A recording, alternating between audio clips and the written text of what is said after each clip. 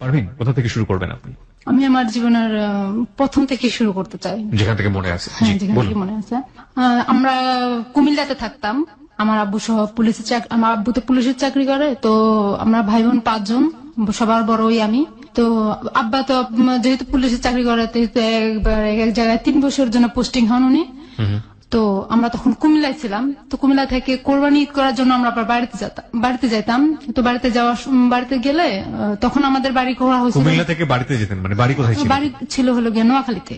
তো আমার দাদা ছিল নোয়াখালীতে, আমার দাদার আর কোনো ছেলে ছিল না, ছেলে মেয়েও ছিল না। আমার দাদি মারা গেছে আমার আব্বুকে 5 বছর বয়সে রেখে। তো আমার আব্বু একলাই ছিল, তো আমার দাদা বাড়িতে ছিল, বাড়িতে থেকে উনি একলাই রান্না বাড়া করে খাইতেন। তো আমরা গেছি ঈদ করতে গেছি, কোরবানির ঈদ। তো আমাদের তো প্রতি বছর কোরবানি দেওয়া হতো, তো আমি গেছি, আমরা সবাই ঈদ করতেই গেছি। পরে ঈদের পরের দিন চাঁদের আলো ছিল, তখন জ্যোৎস্নার আলো বাইরে। তো আমরা সবাই মিলে যেহেতু বলে আমাদের ফুফাতো ভাই ফুফাতো বোনরা সবাই মিলে আমরা লুকোচুরি খেলতেছিলাম। তখন ধরেন যে আমি ক্লাস 5-এ পড়তাম, তো 5-এ পড়ার একটা মেয়ের বয়স কতটুকু থাকে একটা অনুমান করা, কতটুকু আমি বলতে পারতেছি না তখন আমার বয়স কত ছিল। তো ক্লাস 5-এ পড়তাম। পরে হলো আমরা লুকোচুরি খেলতেছিলাম, আর এক সময় আমার একটা ফুফাতো ভাই আছে সুমন নাম, তো সুমন ভাই আমাকে আর আমার একটা ফুফাতো ভাই বোন ছিল স্বপ্না, তো আমাদের দুজনকে দৌড়াতে একটা বাড়িতে নিয়ে গেলো। একটা বাড়িতে নেওয়ার পরে ওখানে রাসেল নামে, আমাদের বাড়ির পাশে রাসেল নামে একটা ছেলে ছিল, তো ছেলেটার ঘরের সামনে নিয়ে গেলো। তো ও ঘর থেকে বের হচ্ছে মাত্র, বের হওয়ার পরে তো আমাকে হাত ধরছে, বলতেছে, আমি কি বললাম ছাড়েন, আপনাকে আমি চিনি না, আপনি আমাকে হাত ধরছেন কেন? বলে যে ধরছি, ছাড়বো না, ধরছি কি ছাড়ার জন্য, ভাত রানবেকে ছেড়ে দিলে। আমি ছেড়ে দিলে ভাত রানবেকে মানে কি, আপনার মা আছে, আপনার মায়ের রানবে ভাত? বলে যে না, শুধু মা রান্ধে, বউ তো রান্ধে ভাত। আমি কি বলেন এগুলো, আমি এখন ছোট মানুষ, আপনি আমার সাথে কি বলতেছেন এগুলো? ছোট মানুষ কি ক্লাস 5-এ পড়ো, একটু ছোট আছো নাকি এখন? আমি কত বড় হয়েছি? পরে এগুলো নিয়ে একসময় তর্কাতর্কি, আমি ঝাঁকড়াই ওনার হাত থেকে আমার হাতটা সরাই নেওয়ার পরে ওনার সাথে একরকম আমার সম্পর্ক হয়ে গেল। তো ক্লাস 5 থেকে সম্পর্ক শুরু করছি। এই যখন আমরা কুমিল্লায় চলে যেতাম তখন দেখা হতো না, তো আবার যখন বাড়িতে বেড়াতে যেতাম তখন দেখা হতো, এইভাবে গ্যাপ দিয়ে। ছেলেটার নাম কি ছিল? রাসেল। পরে ও এক সময় তার ওর সাথে আমার সম্পর্ক অনেক ভালো হয়ে গেছে। ভালো হওয়ার পরে চিঠি দিয়ে আদান প্রদান করি। চিঠিটা আমি লিখি না, আমার বোন ওই স্বপ্নাই লেখে। তো ও চিঠি লেখে, রাসেল চিঠি ওর কাছে দেয়, ও উত্তর দিয়ে দেয়। আমি চিঠি আমার হাতের লেখা লিখি না, ওরাই চিঠি লিখে, নাম হয়েছে আমার, চিঠি দিতেছে ওরা। পরে এরকম করতে করতে আমি এসএসসি পাস করি, ও ইন্টারে ভর্তি হয়। এই 5 বছর যাবত এই সম্পর্ক থাকে এরকম? হ্যাঁ, সম্পর্ক থাকে। তো আমি ওর যখন এসএসসি পরীক্ষা দিয়ে আমরা বাড়িতে চলে যাই, নোয়াখালীতে আমাদের বাড়ি করছে, খুলনা ছেড়ে আমাদের নোয়াখালীতে বাড়ি করছে। তো বাড়ি করার পরে ওখানে ওর সাথে আমার ভালো রিলেশন হয়। ও আমার একের পর এক বিয়ে আসে, যেহেতু আমার স্বাস্থ্য ভালো ছিল। তো আমার সাথে বিয়ের আসে, বিদেশ থেকে ছেলে আসে বিয়ের জন্য। তো আমার ফুফাতো বোন এক পর্যায়ে রাসেলকে শুনায় দেয়, স্বপ্ন আর কি, রাসেলকে শুনায় দেয় যে দেখো কোন পারবে না, তো বিয়ে হয়ে যেতেছে, তো এখন ওকে কিভাবে কি করবা?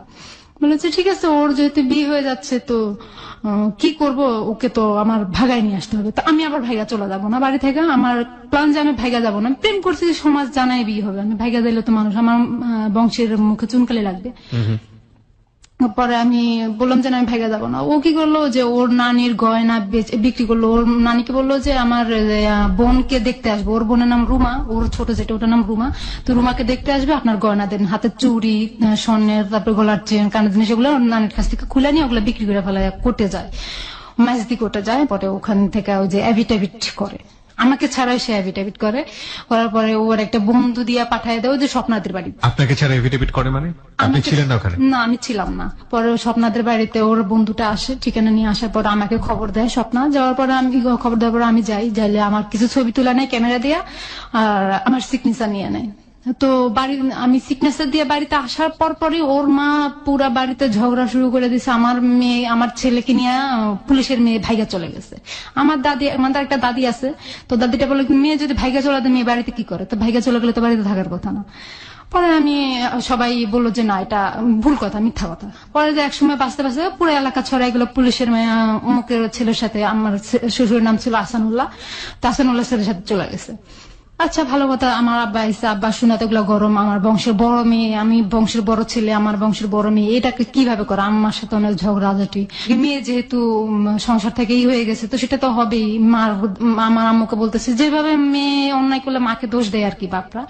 তো আমার আম্মাকে অনেক গালাগালি করতেছে, আম্মা তার মানে অনেক অত্যাচার হচ্ছে আমার ঘরের ভিতরে। পরে আব্বা বললো কি যে ঠিক আছে আমি কাগজপত্র দেখবো, রাসেলকে খবর দাও। তো আমার সাথে আবার রাসেলের সাথে মোবাইল, তখন মোবাইলের চুক ছিল খুব কম, তো আমি নাম্বারটা আব্বারে দিলাম। তো আব্বারে দেওয়ার পরে আব্বা ফোন করলো, বললো যে কি ওকে আসতে বল, আমাকে দিয়ে কথা বলাইছে। তো আমি বললাম যে আপনি আসেন, আসে আব্বা আপনার সাথে কথা বলবে। তো সবার রাত ছিল, তো ও আসছে, আসার পরে বিচার বসলো, এক পর্যায়ে আব্বা রাজি হয়ে গেল। ওকে আবার আব্বা খুব ভালোবাসতো, ও যেহেতু অনেক ভদ্র ছিল, মাদ্রাসা লাইনে পড়ছে, তো বিয়ে হয়ে গেছে। বিয়ে হয়ে যাওয়ার পরে ও আমার শাশুড়ি চায় না যে ওর সাথে আমার বিয়ে হোক। তো উনি আমাকে উঠে নেওয়ার সময় বলছে যে আমি এই মেয়েকে বিয়ে করে নিতেছি, ঠিক আছে, একে আমি সুস্থ মতো ভাত খেতে দেবো না। তারপরেও আমার আব্বা আমার মুখের দিকে তাকায় শুধু খালি, যে আব্বা আমার আমাকে অনেক আদর করতো, তো আমার মুখের দিকে তাকায় শুধু খালি এটা মেনে নিচ্ছে যে উনি এটা বলছে। পরে প্রায় 1 মাস এরকম সুন্দর চলে। বিয়ে পরে 2-3 পরে ও চলে যায়, চিটাগাং চাকরি করতো তখন।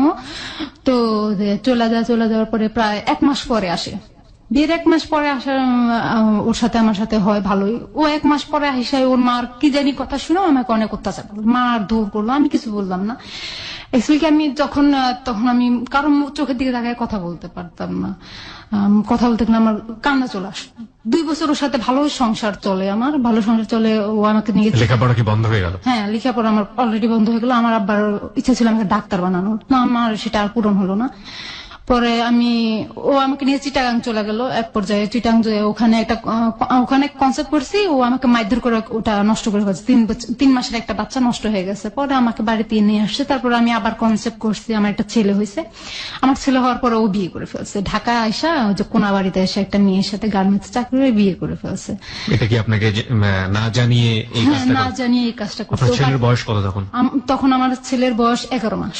আপনি জানলেন কিভাবে মেয়েটাকে বিয়ে করেছে? মেয়েটাকে বিয়ে করেছে জানছি হলো গিয়া, ও আসতো না বাড়িতে। আমার ছেলে হয়ে যাওয়ার পরে ও বাড়িতে আসতো না। একদিন ঝগড়া লাগে আমাকে বলছিল যে আমার এই ছেলেটা নাকি আমার জারজ সন্তান, এটা নাকি ওর জন্মের না। আমি এটা ভেঙে পড়ছিলাম কথাটা বলার পর। আমি ঠিক আছে, তোমাদের সন্তান না যেহেতু, সেটা তোমাদের কোনো অধিকার নাই। আমার তো আমি খুলনা চলে গেছি। খুলনা চলে যায়, ছেলেটা হয়েছে, হওয়ার পরে ও খবর পাইছে, ঢাকা থেকে বাড়িতে আসছে। আসার পরে নোয়াখালীতে আসছে। আমি খুলনা থেকে আবার নোয়াখালীতে ব্যাক করে আমার ছেলেকে নিয়ে। পরে ও বাড়িতে আসছে, আসার পরে ছেলেকে দেখতে আসছে। আমি বলছি যে না, ছেলের সাথে তোমার কি অধিকার? তুমি এতদিন ধরে বাড়িতে আসো না, আজকে 5-6 মাস হয়ে গেছে তুমি বাড়িতে আসো না, তোমাকে ডাক্তার দেখাতে বলছিলাম, তুমি তাও করলা না, তুমি বললা যেটা নাকি তোমার জারজ সন্তান। পরে ও বলতেছে যে না, তুমি এটা কি বলো, আমার সন্তান, দেখো তো চেহারাটা কার মিলে। আমি তো সেটাতে তোমার তখন উচিত ছিল না বলার, তুমি একবার চিন্তা করো না যে হওয়ার পরে চেহারাটা কার হবে। তখন নিজের ভুল নিজে বুঝতে পারে, বাড়িতে আসতেছে, তবু আমার মারধর করতেছে, অনেক মারছে, অনেক অত্যাচার করছে। পরে এরকম করে যখন ছেলের বয়স 5 মাস চলে, তখন সে ঢাকা চলে আসছে, আর বাড়িতে যায় না। বুঝতে পেরেছি, মানে অনেক গল্প আছে এর পেছনে। আপনি এক পর্যায়ে জানতে পারেন যে সে বিয়ে করেছে। সে নিজে থেকে এটা বলে না, সে নিজে থেকে এটা বলে না। একসময় আমি কি করি যে ছেলেটাকে আমার মানুষ করতে হবে, আমার ছেলেটাকে আমার মার কাছে দিয়ে আমি চিটাগাং চলে যাই। চিটাগাং কেন? চিটাগাং চলে চাকরি করার জন্য। আমি চাকরি করবো, চাকরি করে আমার ছেলেটাকে মানুষ করবো। চিটাগাং কেউ ছিল আপনার চাকরি দেওয়ার না, মতো? চিটাগাং আমার কেউ ছিল না। আমি চিটাগাং চলে যাই। চিটাগাং চলে যাওয়ার পথে গাড়িতে একটা লোকের সাথে আমার দেখা হয়। ওই লোকটা ওর বোনের কাছে নিয়ে দিয়ে আসে।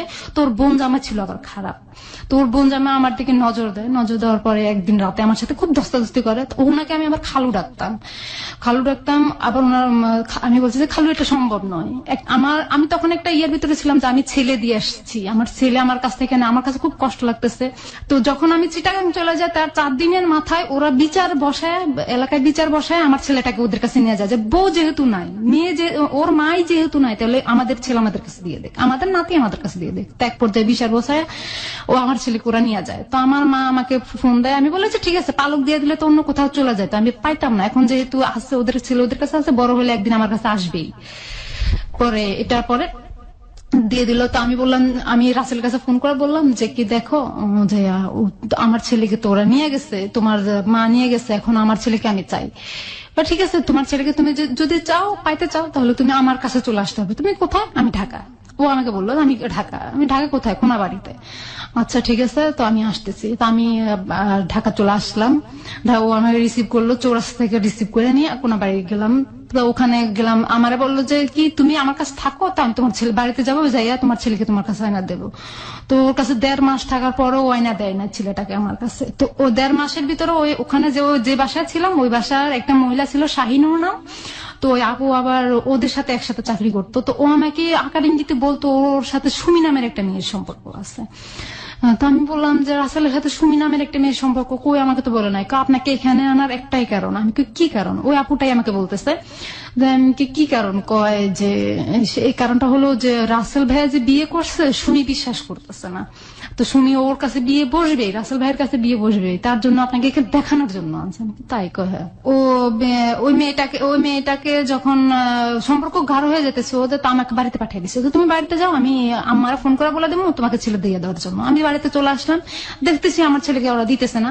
তো আমি কি বললাম, আবার ঢাকায় চলে আসলাম। ঢাকায় আমার গাজীপুরে আমার মেজো মামা থাকে, আমার বড় মামা থাকে, ওখানে থাকছি। ওখানে থেকে আমি ওই মেয়েটার কাছে, শাহিনুর নামের ওই মেয়েটার ফোন নম্বর নিয়ে আসছি। আমার আসার সময়, বাড়িতে যাওয়ার সময় আমি ফোন নম্বর নিয়ে আসছি। তো শাহিনুরের কাছে ফোন করে একদিন হঠাৎ প্রায় মাস 1.5 পরে ফোন দিয়ে জানতে পারে যে ওই রাসেল ওইখানে নাই। আর ওই গার্মেন্টসেও চাকরি করতেছে না, সুমিও নাই আর রাসেলও নাই, কেউ নাই।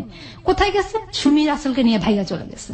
তখন আমি শুনলাম যে ওদের বিয়ে হয়ে গেছে, ওরা ভাইয়া চলে গেছে, এভাবে শুনলাম ওদের বিয়ে হয়ে গেছে। ওকে। পরে আমি চাকরি করতেছি আস্তে আস্তে আমার মেজো মামার কাছে রয়েছি, চাকরি করতেছি, ওখানে মামা মামিও আছে। তো এভাবে চাকরি করতে করতে দেখতেছি যে ও আর আমার খোঁজ খবর নেয় না। রাসেল ওর আর কোনো ফোন আমি পাই না। ওর ফোন নম্বর আমার জানা নাই, যেটা জানা ছিল সেটাও বন্ধ। 1 বছর যখন হয়ে গেছে আমার চাকরির বয়স, আমার সবকিছু ভালো চলতেছিল, আমি আনন্দ ফুর্তি চলতেছিলাম, চাকরি করতেছিলাম। আপনার ছেলে তখন আপনার হাজবেন্ডের কাছে? হ্যাঁ। মানে আর আপনি তখন চাকরি করে নিজে নিজে একা থাকেন? হ্যাঁ। আপনার পরিবার থেকে কি আপনাকে মেনে নেওয়া হচ্ছে না? না, আমার পরিবার থেকে আমাকে মেনে নেওয়া হচ্ছে। আমার মা বলছে যে ঠিক, আমার মার বিরুদ্ধে যে আমি চাকরি করতেছি। আম্মা বলতেছে তুমি বাড়িতে থাকো। আমি কিন্তু আমি বাড়িতে থাকবো না, আমি বাড়িতে থাকলে আমি নিজেকে কন্ট্রোল করতে পারবো না। বাবা কি বলতো এই সময়? আব্বা তো ওই যে আমার বিয়ের পর এখানে একটা কথা ছেড়ে গেছে, আমি আমার বিয়ের পরে আমার আব্বা বিয়ে করে ফেলছে, আরেকটা বিয়ে করেছে। আপনার মার সঙ্গে সম্পর্ক ছিল না? না, চাঁদপুরের একটা মেয়েকে বিয়ে করে ফেলছে। চাঁদপুরের একটা মেয়েকে বিয়ে করে উনি চাঁদপুরে সেটেল হয়ে গেছে, চাকরি করে। মানে আপনাদের খোঁজ খবর নিত না? আমাদের খোঁজ খবর। ঠিক আছে, আপনি চাকরি করছেন। হ্যাঁ, বলুন। তারপর পরে আব্বারও কোনো মতামত না। আব্বা বলে যে এই মেয়ে আমার সংসারে থাকবে না, আমার ঘরে থাকবে না, আমি আমার বাড়িতেই থাকতে পারবে না। আব্বা মানে নিতে পারে না, আমার মেয়ে যেহেতু, উনি তো আমাকে ফালাইতে পারে না। তো উনি আমাকে বলতেছে ঠিক আছে তুমি চাকরি যেহেতু করো, তোমার মেজো মামার কাছ থেকে করো। পরে আমি চাকরি করতেছি 1 বছরের মাথায়। 1 বছরের মাথায় একদিন আমি 7টা বাজে অফিস থেকে আসছি। আমার কাছে খারাপ লাগতেছে, সারাদিন ডিউটি করার পর আমার কাছে খারাপ লাগতেছে। আমি শুয়ে টিভি দেখতেছিলাম। তখন হঠাৎ করে রং নাম্বার একটা ফোন আসে আমার কাছে, রং নাম্বার, বাংলা লিঙ্ক একটা নাম্বার থেকে আমার ফোন আসার পর আমি বলতেছি কে, যে বলে আমি আপনি কে, আমার কাছে ফোন দিচ্ছেন, আপনি কে? বলেছে যে আপনি কি আমাকে চিনতেছেন না? আমি কি চিনতেছি না, বিদায় আপনাকে আমি পরিচয় জিজ্ঞাসা করতেছি, আপনি কে? বলে যে আমি তো আরিফ। আমি কই আরিফ কোথেকে করছেন? আপনার বাড়িতে মনে হয় নোয়াখালী, আপনার কণ্ঠে ওরকম বোঝা যাচ্ছে। বলছে হ্যাঁ আমার বাড়ি নোয়াখালী। আমি নোয়াখালী কোন জায়গায়? ও পরিচয় জানতে চাইলাম, ও ভুল একটা পরিচয় দিল আমাকে। আমি এখন যেটা জানতে পারলাম ওটা পরিচয় দিল না আমাকে, ভুল একটা পরিচয় দিল। পরিচয় দেওয়ার পরে আমি বলতে কিসের জন্য ফোন করছেন আপনি আমার কাছে? আমি কি আপনাকে ভালোবাসি? ডিরেক্ট বলতেছি কথাটা, আমি আপনাকে ভালোবাসি। আমি কি আশ্চর্য কথা, কি ধরনের কথা বলেন? আপনি কি আমায় দেখছেন? কয় না দেখি না। আমি তো কোথায় আমার নাম্বার পাইছেন? আপনার একটা কাকার কাছ থেকে নিয়েছি। আমি অসম্ভব কথা, আমার কোন কাকার কাছে আমার নাম্বার নাই। আমি রাসেলের ভয়তে আমার নাম্বার আমি কারোর দিই না। আমার মা ছাড়া আর কেউ জানতো না। আমার আপন কাকা একটা ছিল, ওইটা জানতো। আপন কাকা আমার আব্বার চাচাতো ভাই, উনি জানতো, আর তো কেউ জানার কথা নয়। তো বলে যে হ্যাঁ আমি নিচ্ছি আপনার কাকার কাছে। আমার কাকা আমার নাম্বারটা কাউকে দিবে না, আপনি ভুললে হবে নাকি, আপনি কার কাছে নিতেন সেটা বলেন। তো একটা ঘটনার মাধ্যমে আমার নাম্বারটা আরেকজনের কাছে চলে যায়। হ্যাঁ, পরে নাম্বারটা পাওয়ার পরে আমাকে বলতেছে ভালোবাসি। আমি শুনেন কথাটা, আপনি প্রথম আমি একটা খারাপ বিহেভ করছিলাম। তো আমি বলতেছি যে আপনি কথাটা আপনার মাকে বলবেন আগে, আর আপনার বোনকে বলবেন আগে, যে আমি ওরা যদি মাইনা নিতে পারে তাহলে আমিও মেনে নিব, বুঝলেন যে আমি আপনার বোনের মতো। হ্যাঁ, কথাটা বলার পরে ও ফোনটা কেটে দিচ্ছে। ফোনটা কেটে দেওয়ার পরে আমার আর নাই, ওকে তো এগুলা বলে আমি রেখে দিছি। রেখে দেওয়ার পরে সেম টাইম পরের দিন সেম টাইমে আমাকে আবার ফোন দিছে। ও কিভাবে জানতে পারে আমি 7টা বাজে বাসায় থাকি? আমি কি আপনি কি কালকে যে ফোন করছি আরেকটা নাম্বার থেকে ফোন করছে, ওই নাম্বারটা থেকে না, আরেকটা রবি নাম্বার থেকে ফোন করার পরে আমি বললাম যে আপনি আমার কাছে আবার কেন ফোন দিচ্ছেন? আপু কালকের কথার জন্য সরি। আমি কি সরি কেন? কয় আপনাকে আমি কথাটা বলছি। আমি কি সরি তো আপনাকে আমি বলার কথা। কয় কেন? আমি কি যে আপনাকে আমি খারাপ বিহেভ করছি? কয় না সমস্যা নাই, বলতেই পারেন, একটা মেয়েকে হুট করে ভালোবাসি বললো তো সেটা বলতেই পারে, স্বাভাবিক। পরে আমি বলতেছি কিসের জন্য ফোন দিচ্ছেন? ও বললো যে আমি তো বিদেশ থেকে আসছি, এখন আবার সিঙ্গাপুর যাব, তো আমি ট্রেনিং এর মাধ্যমে যাবো। তো ট্রেনিং এর মধ্যে যাবেন আপনি, আমার কি? বলে যে আপু আমার তো ঢাকায় কোনো পরিচিত লোক নাই, আপনি তো অনেক বছর যাবত ওখানে রয়েছেন জানলাম। আমি না অনেক বছর না, আমি এখানে আছি প্রায় 1 বছর যাবত। কয়েক বছর যাবত অনেক লোক পরিচয় তো হয়, তো আপনি আমাকে একটু ব্যাচেলার রুম খুঁজে দিতেন। আমি দেখেন আমি তো বাড়িওয়ালার, ঢাকা শহরের বাড়িওয়ালা না, আমি আপনাকে রুম খুঁজে দেবো কিভাবে? আপু আপনি কথা বলেন, এখন তেরা তেরা করে কথা বলেন। আমি কি আমার কথাই এমন, আপনি যদি ভালো লাগে তো বলবেন, না ভালো লাগে না বলবেন। আপু আমাকে একটা রুম যদি খুঁজে দিতেন। আমি ঠিক আছে, আপনি যদি এত অনুরোধ করতেছেন, এত রিকোয়েস্ট করতেছেন, ঠিক আছে আমি দেখবো, না পাইলে আমার কিছু করার নেই। তো এরকম করতে করতে ওর সাথে আমার কথা চলতেছে, সুন্দর কথা চলতেছে। ওর সাথে আমার পর্যায়ে আর কি ঠাট্টা, বাজে কোনো কথা হয় না, শুধু বলে আর কি ঠাট্টা, দুষ্টামি, রাজনীতি নিয়েই কথা হয় বেশিরভাগ সময়। তো আমি এক সময় ওর সাথে, ওর জন্য বাসা দেখলাম, যে আমি একটা বাসা দেখছি, আপনি আসেন। তো ফার্স্ট টাইম ওর সাথে আমার দেখা, ও আসছে, ওর একটা খালাতো ভাই সজীব, ও সজীবকে সাথে করে নিয়ে আসছে। আসার পরে আমি ওকে দেখলাম, দেখা আমার অনেক ভালো লাগছে ওকে দেখা। দেখার পরে ভালো লাগছে? হ্যাঁ, দেখার পরে ওকে ভালো লাগছে, আমাকে ওর ভালো লাগছে, ওর মুখ থেকে শুনছি আর কি আমি। তো ও বলতেছে কি আচ্ছা ঠিক আছে বাসায় চলেন। তো আমি বাসায় নিয়ে গেলাম, ওর জন্য রান্না টান্না করলাম, অনেক কিছু করলাম। করার পরে আমি হয়তো বাসা দেখবেন না, আপনারা এখানে উঠছেন, আমার বাসায় আপাতত থাকেন বাসায় উঠা পর্যন্ত। তো ওদেরকে আমি বাসা নিয়ে যে বাসাটা দেখছি ওইটা দেখতে গেলাম। দেখার পরে ওদের পছন্দ হয় না এই বাসা। আমি ঠিক আছে পছন্দ হয় না, আমার কিছু করার নেই, আমার আর হাতে আর কোনো বাসা নেই, আপনারা এখন তাইলে আর আপনাদের মতো আপনারা থাকতে পারেন। পরে ওদেরকে নাস্তা টাস্তা করাই দিলাম। ওরা পরের দিন রাত ওখানে ছিল, ওই রাতটা আমাদের বাসায় ছিল, আমার বাসায় ছিল 2টা রুম। তো ওই রুমে, আরেক রুমে ওরা 2 ভাই ছিল, আর আমি আমার মামির কাছে ছিলাম। পরের দিন সকালবেলা উঠছে, আমি নাস্তা দিয়েছি, ওদেরকে নাস্তা খাইছে, খাওয়ার পরে চলে গেছে। ওরা ওই যে ইয়াতে ফকিরাপুর চলে আসছে, হোটেল থাকবে ওইখানে। তো ফকিরাপুর চলে আসার পরে আমি ওকে বললাম যে কি ঠিক আছে আপনার যেহেতু চলে গেছেন ভালো কথা, আমরা তো আমার একটা বান্ধবী ছিল রানী নাম, এই গাজীপুরেই। তো ও সহ ও বিদেশ যাবে, গার্মেন্টস বিষয়ে ইন্টারভিউ দিচ্ছি, ও আর আমি দুজনই ইন্টারভিউ দিচ্ছি। আচ্ছা, দুজন টিকছি, মেডিকেলও হয়েছে টিকছি। ও পাসপোর্ট বানাবে, আমার পাসপোর্ট বানানো আছে। তো ও পাসপোর্ট বানাবে, পাসপোর্ট বানানোর পরে ওর ভাবির বাসায় যেতে হবে। ওর ভাবির বাসা হলো মুগদাপাড়া। তো ভাবির বাসায় যাবে। তো আমি বললাম যে, ফোন দিয়ে বললাম যে কি আরিফ তুমি কোথায়? তুমি শুরু হয়ে গেছে এর মধ্যে আপনাদের? হ্যাঁ, মানে দেখার পরে কি আপনারা প্রেম ভালোবাসা? না না না না, তখন কোনো ভালোবাসা প্রেম ছিল না, বন্ধুত্ব জাস্ট। তো ও বলতেছিল আপনি করে বলা তো ভালো লাগে না, তো তুমি করে বলো। তো তুমি করে বলতে বলতে আমি বললাম যে আরিফ তুমি কোথায়? কয় আমি তো ফকিরাপুর।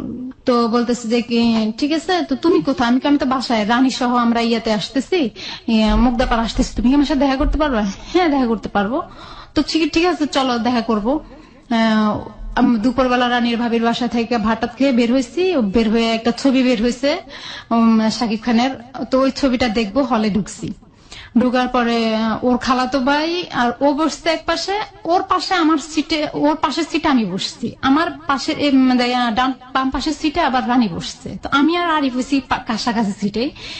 তো ওর হাতটা আমার হাতের সাথে লাগছে, লাগার পরে আমি হাতটা সরাই ফেলার পরে আমি সন্দেহ হয়ে যাচ্ছিল। পরে আমি রানী বলে যে কি চল আমরা বাসায় চলে যাই, সন্দেহ হয়ে যাচ্ছে কিভাবে যাবো বাসায়।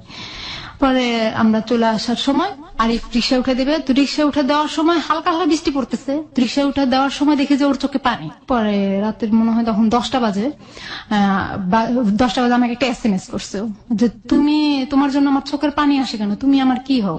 তা আমি বলতেছি কি বলেন এগুলা, কি বলো তুমি এগুলা, যে আমার জন্য তোমার চোখের পানি আসে কেন আসে, আমি তো জানি না, তুমি তো আমার জান হও।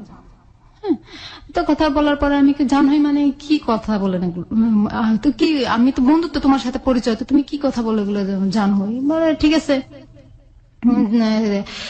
তুমি কি অ্যাকসেপ্ট করবে না আমার প্রস্তাবটা? আমি কই হ্যাঁ অ্যাকসেপ্ট করতে পারি, আমি ভাবতে হবে আমার।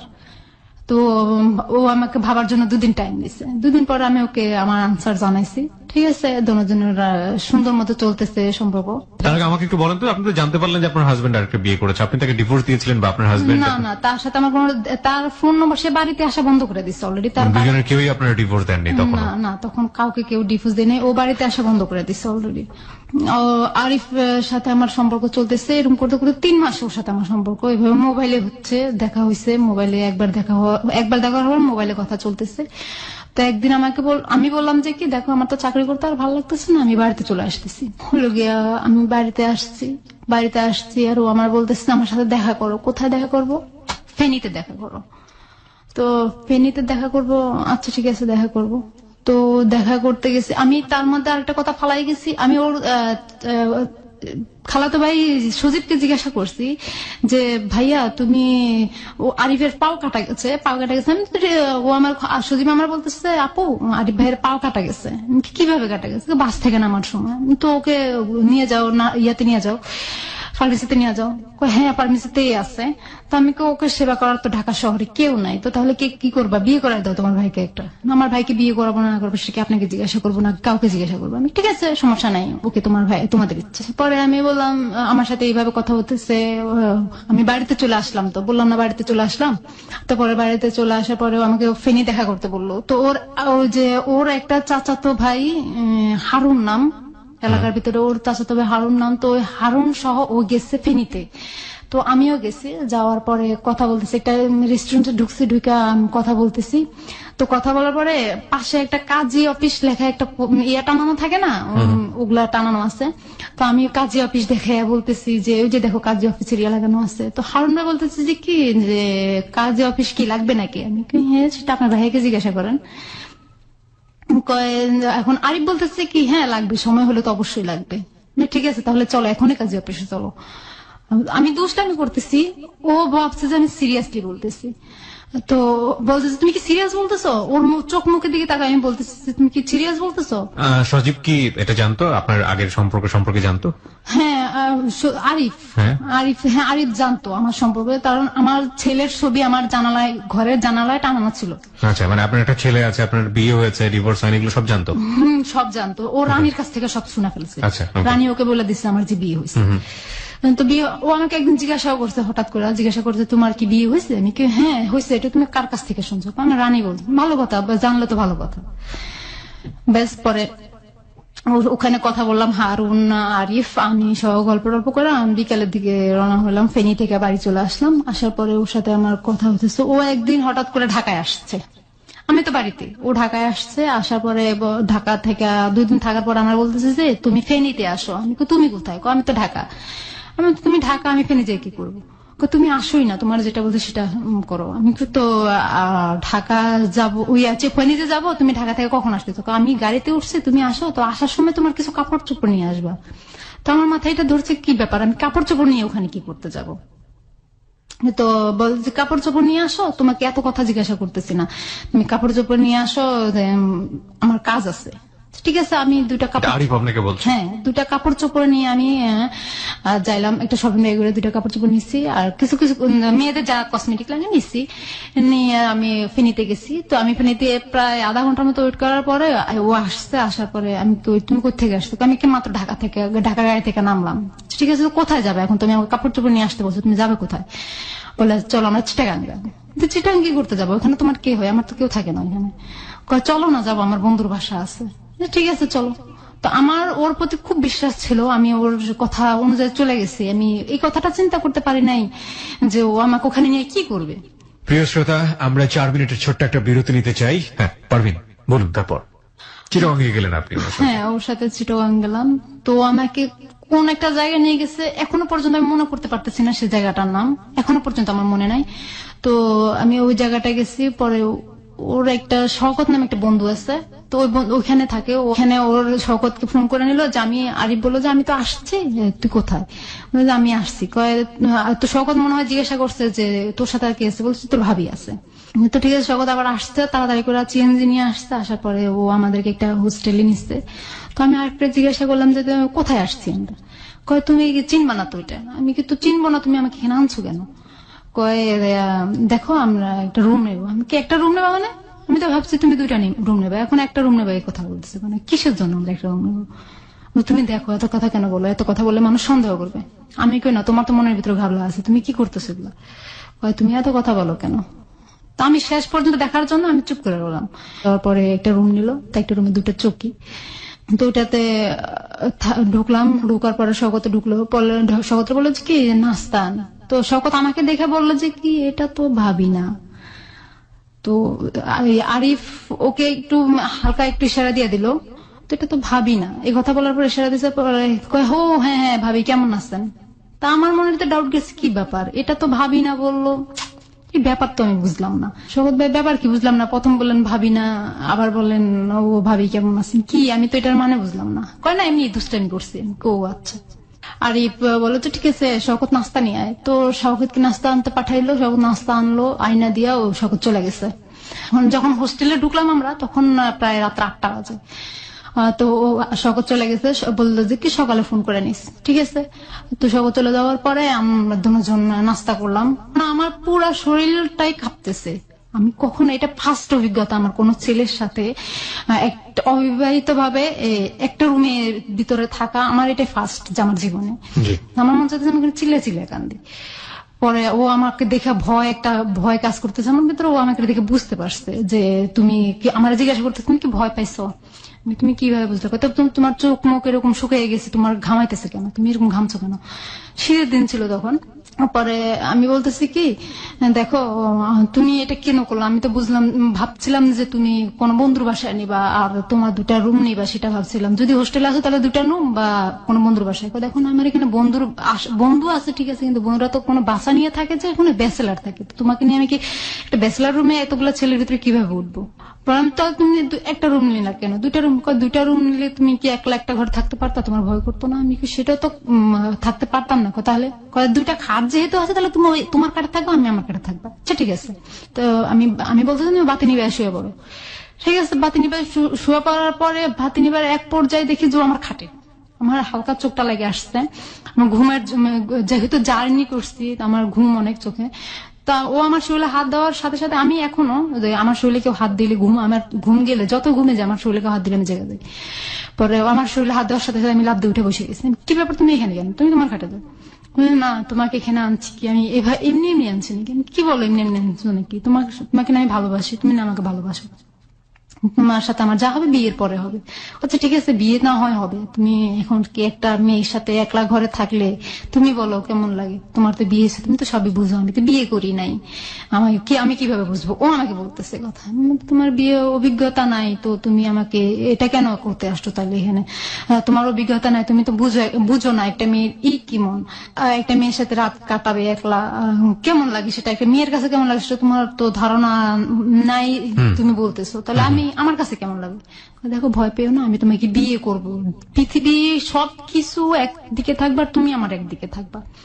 আমি বললাম আমি তোমার একদিকে থাকবো, কি বলো, আমার এটা সম্ভব না। তার মানে আমার সাথে এক পর্যায়ে ও জোর জবরদস্তি করেই, যাই হোক জোর জবরদস্তি করে আমাকে মানাই নিচ্ছে। মানানোর পর ওর সাথে আমার সাথে ফিজিক্যালি রিলেশনটা হয়ে গেল। হয়ে যাওয়ার পর আমি অনেক কান্না করতেছি, কান্না করে তো তুমি কাঁদতেছো কেন? আমি কই না রাসেলের পরে আমাকে কেউ টাচ করে নাই, তুমি আমাকে টাচ করলা। রাসেলের কথা তোমার মাথা থেকে ঝেড়ে ফেলাই দাও। আমি কেন আমি ঝেড়ে ফেলাই দেবো? রাসেল তো আমার স্বামী ছিল, এখনো আছে, ওর সাথে তো আমার ডিভোর্স হয় নাই, তাহলে তুমি এখনো আমাকে কেন এগুলা করলো? আমার তো পাপ হবে। পাপের কথা চিন্তা করলে দুনিয়াটা আরো আগে ভালো হয়ে যেত। এগুলো বুঝাইতেছে আমারে। তো আমি বললাম যে কি দেখো তুমি এমন করছো আমার সাথে, করছো আর করো না, করার চেষ্টা করো না। তোমার একবার করার যে কথা 10 বার করার সে কথা, সেই বলতেছে আমাকে কথাটা। আমি বললাম যে তুমি কি বলো, একবার করার যে কথা 10 বার করার সে কথা, তুমি কি বলো এগুলা? তোমার পায়ে ধরে তুমি আমার সাথে এগুলো করো না। ওর সাথে অনেক কাকুতি মিনতি করলাম, ও কোনো কিছুই শুনলো না। তো পরে ওর সাথে এক পর্যায়ে আরো কয়েকবার হয়ে গেল, প্রায় এরকম একটা রাতের ভিতরে 8 বার না 9 বার আমার সাথে ফিজিক্যালি রিলেশন করে ফেলেছে। আমার অবস্থা খুব খারাপ, আমার শারীরিক অবস্থা খুব খারাপ। পরে ডাক্তারের কাছে গেছে, ও আমাকে রুমে রেখা ও ডাক্তারের কাছে গেছে, ডাক্তারের কাছ থেকে যে ওষুধ আনছে আমি খাইলাম। খাওয়ার পরে আমি সহ সকালবেলা বের হয়ে ফিজিতে গেছি, সিরিজ গেছি, ঘুরছি ফিরছি, ঘুরে ফেরার পরে বাসায় আসছি। বাসায় আসার পরে ও আবার আমাকে বলতেছে চলো আমরা আবার একটু করি। তো ও আবার আমার সাথে ফিজিক্যালি রিলেশন করতে চাইলো। তো হইলো দুজনের ভিতরে, তার মানে এখন ওর মর্জি মতো হইতেছে সবকিছু, আমার মর্জি মতো হচ্ছে না। তো ওর মর্জি মতো হচ্ছে, আমি ঠিক আছে এখন আর ওর সাথে আর আপুস করতেছি না, সব আপুসে হয়ে যেতেছে। 4 দিন থাকার পরে আমি ওকে বিয়ে বলতেছিলাম, তো 4 দিন তো হয়ে গেলো, বিয়ে তো করলো না আমাকে। বিয়ে করবো ঠিক আছে, তুমি একটু অপেক্ষা করো, আমরা যাওয়ার দিন না হয় বিয়ে করে নেবো। তারপর তারপরে ও বললো যে যাওয়ার সময় বিয়ে করে নেবো। ঠিক আছে, তুমি যাওয়ার সময় কি করো সেটা আমি দেখবো। ঠিক আছে, পরে 4 দিন পরে সকালবেলা বের হয়ে নাস্তা টাস্তা করলাম হোটেলে। তো শওকতের সাথে আবার দেখা হলো, শওকতকে ফোন দিয়ে ডেকে আনলো। দেখা হওয়ার পরে তো শওকত বলেছে ঠিক আছে ভাবি যান, বাড়িতে যান, দেখা হবে। আমি কই বাড়িতে? ভাবি তো আপনার এখনো হই নাই। আমি কই কি বলেন ভাবি হন নাই? ভাবি না হয়েই তো ওইখানে আসছেন। আমি কই দেখেন আমি আপনার কাছে কি স্মরণ করবো, আমার তো মাথা নষ্ট হয়ে যেতেছে, আপনারা কি করলেন এটা? শওকতের সামনে সরাসরি বলতেছি কথাটা। তো শওকত বলে যে ভাবি চিন্তার কিছু নাই, আমি আছি তো, আপনারা কোনো চিন্তা করেন না। আরিফ ভাই অমন ধরনের মানুষ না যে আপনার সাথে 2 নম্বরই করবে। আমি কি শোনেন, একটা মেয়ের যা কিছু ছিল সেটাও আমি ওর সাথে দিয়ে দিছি, আর আমার কিছুই নাই এখন, শুধু আমার মরা ছাড়া আর কোনো উপায় নেই। কেন মরবেন, আরিফ তো আপনার পাশে আছে। আমি আরিফকে বললাম যে ঠিক আছে, তুমি তো তোমার বাড়ির স্থায়ী ঠিকানা আমাকে দাও নাই। তখনই বললো যে কি আমার বাড়ির স্থায়ী ঠিকানা আমি তোমাকে যেটা দিয়েছি সেটাই। আমি কই না, তোমার বাড়ির স্থায়ী ঠিকানা আমার মনে হয় এটা না। কই তোমার তো অনেক কিছুই মনে হবে এখন, তুমি এটা মনে করার দরকার না, চলো আমরা বাড়িতে যাই আগে। তো গাড়িতে উঠে গেল। গাড়িতে যখন টিকিট কেটে উঠলো তখন আমার মাথায় ঢুকলো, তো বলছে যে বের হওয়ার সময় বিয়ে করে নেবে। তো কই এখন তো গাড়িতে উঠে যাচ্ছে। আমি আরেকটা বললাম তুমি গাড়িতে উঠে যাচ্ছ কেন, তুমি আমার সাথে চলো, কাজিয়াপুরে চলো। ঠিক আছে আমরা নোয়াখালীতে যাই, তারপরে বিয়ে করব। তো চিটাগাং থেকে নোয়াখালীতে আসলাম। নোয়াখালীতে আসার পরে তো আমাকে একটা সিএনজিতে উঠে দিল, সিএনজির পুরা ভাড়াই ওই দিল। উঠে দিয়ে সিএনজিকে বললো যে আমাকে বললো যে সিএনজি আলারে যেখানে বলবো সে সেখানে নিয়ে যাবে। তো আমি বললাম তুমি বিয়ের ব্যাপারটা করলো না? কয় ঠিক আছে তুমি এখন টেনশন নিও না, তোমার সাথে আরেকদিন দেখা হলে তুমি আমার বিয়ের কাজটা সারাই নেবো। ও আমাকে অনেক বুঝাইলো, আমি তো কান্না করতেছি। বুঝানোর পরে ও ওর বাড়িতে চলে গেল, আমি আমার বাড়িতে চলে গেলাম। ওর বাড়ির পাশে একটা লোক ছিল, আমার আবার দুলাভাই হয়। দুলাভাইটা ওর সম্পর্ক আবার বললো যে আমাকে বললো যে কি মহাসিনকে চিনো? আমি কি হ্যাঁ মহাসিনকে তো আমি চিনি, ও আমার যেটা তো বোনের জামাই হয়। কয় ও আমার বন্ধু হয়। তো আমি যেদিন আবার চিটাগাং থেকে বাড়িতে গেছি, ও যেটা বোনের জামাইটা আমার বোনটাকে নিয়ে আমাদের বাড়িতে আসতে বেড়ানোর জন্য। দুলাভাইটাকে জিজ্ঞাসা করলাম ভাইয়া আপনি কি আরিফকে চিনেন? কয় আপু কোন আরিফ? আমি কই যে লিবিয়া থেকে আসছে আরিফ। কয় হ্যাঁ আর ওকে তো চিনি, ওর শ্বশুর বাড়ি আমার বাড়ির কাছে। তো এই কথাটা যখন বললো আমি স্তব্ধ হয়ে গেলাম। বলার পরে কি হয়েছে আপু আপনি কথা বলতেছেন না কেন, আপনার খবর কি, রাসেল ভাইয়ের খবর কি? আমি রাসেল ভাইয়ের খবর বাদ দেন, আগে আরিফ ভাই যে আপনার বন্ধু আরিফ উনি তো আমাদের, আপনার সাথে পরিচয় কিভাবে? আমি আমার সাথে ঢাকায় একসাথে পরিচয়, আমি সত্যি কথাটা বলি না ওনার সাথে। তো কয় আমি আচ্ছা ঠিক আছে, ওনার যে শ্বশুর বাড়ি আপনার বাড়ির কাছে, ওনার কি ছেলে মেয়ে আছে? হ্যাঁ একটা মেয়ে আছে। আমি কো আচ্ছা। পরে কয় তো আপনার কি খবর? আমি কেন আমার খবর ভালো। এই কথা বলে আমি আমার দুলা ভাইয়ের সামনে থেকে চলে এসে আমি আমাদের এলাকার ধান ক্ষেত, আমার ঘরের পাশে ধান ক্ষেত, তো আমি ধানের জমির ভিতরে যাই, ধান তো বড় বড় হয়েছে, তো ধানের ভিতরে যাই আমি ইচ্ছা মতো কতক্ষণ কাঁদতেছিলাম। কান্দে আমি ওর কাছে একটা ফোন দিয়ে ওকে অনেক গালাগালি করছি। ওকে অনেক তুই আমার সাথে এরকম করলি কেন আমার সাথে এরকম বেমানিটা করলি? দেখো তুমি এরকম করো না, কান্নাকাটি করো না, আমি তোমাকে আগেই বলতে চেয়েছিলাম যে আমি বিয়ে করছি। আমি তুই বললি আমাকে আগে বলতে পারতি, আমার সাথে তো তোর সাথে আজকে 1 দিন আর 2 দিন কথা না, তোর সাথে আমার সাথে আজকে 3টা মাস ধরে কথা চলতেছে। তার মধ্যে তুই আমাকে চিটাগাং নিয়ে 4 দিন থাইকা এলি, আমার সাথে সবকিছু করে এলাম। একটা মেয়ের ইজ্জত বলতে যা থাকে, একটা মেয়ের সবচেয়ে মূল্যবান জিনিস যেটা, সেটাই তুই নিয়ে নিলি, তুই কি করলি এটা? তো ও আমাকে এক পর্যায়ে বলে কি তাহলে তুই আমার সাথে বিয়ের আগে যেহেতু ছেলে আমাকে সত্তর দিয়ে দিস, তাহলে তুই আরো কত ছেলের সাথে করছিস? তার মানে উল্টা রিয়েকশন করে আমাকে। পরে আমি বললাম যে তাই নাকি? আমি আচ্ছা ঠিক আছে তুই আমার সাথে যোগাযোগ করিস না। আমার মামার ছোট মামার খালা শ্বশুরের বিয়ে, তো আমি ওই বাড়িতে গেলাম, ওর শ্বশুর বাড়ির পাশেই, জানতাম না আমি। তো ওখানে গেছি আর আমার ফোন দিছে তুমি আমার বলো তুমি কোথায়? আমি তো অমুক জায়গায় আসছি। তো কোথায় আসতো আমি নাম বললাম। পরে বলো তুমি ওই বাড়িতে কি করো? আমি বিয়েতে আসছি। কয় ওই বাড়ির পাশেই তো আমার শ্বশুর বাড়ি, তুমি আমার সাথে দেখা করো। আমি তোরে বলছি না তুই আমার চেহারা দেখবি না, তুই আবার আমার কাছে ফোন দিছিস, আবার আমার বলো দেখা করতে, সাহস তো কম না। তো বলে যে না তুমি আমার সাথে দেখা করো। তো ওর সাথে আমি এখান থেকে বিয়ে শেষ করে আমি ওখান থেকে বাড়িতে গেলাম বিকেলবেলা। পরের দিন আমি ওর সাথে সকালে দেখা করলাম ফেনীতে। কান্নাকাটি, আমি অনেক কান্নাকাটি করছি ওদিন ওর সাথে।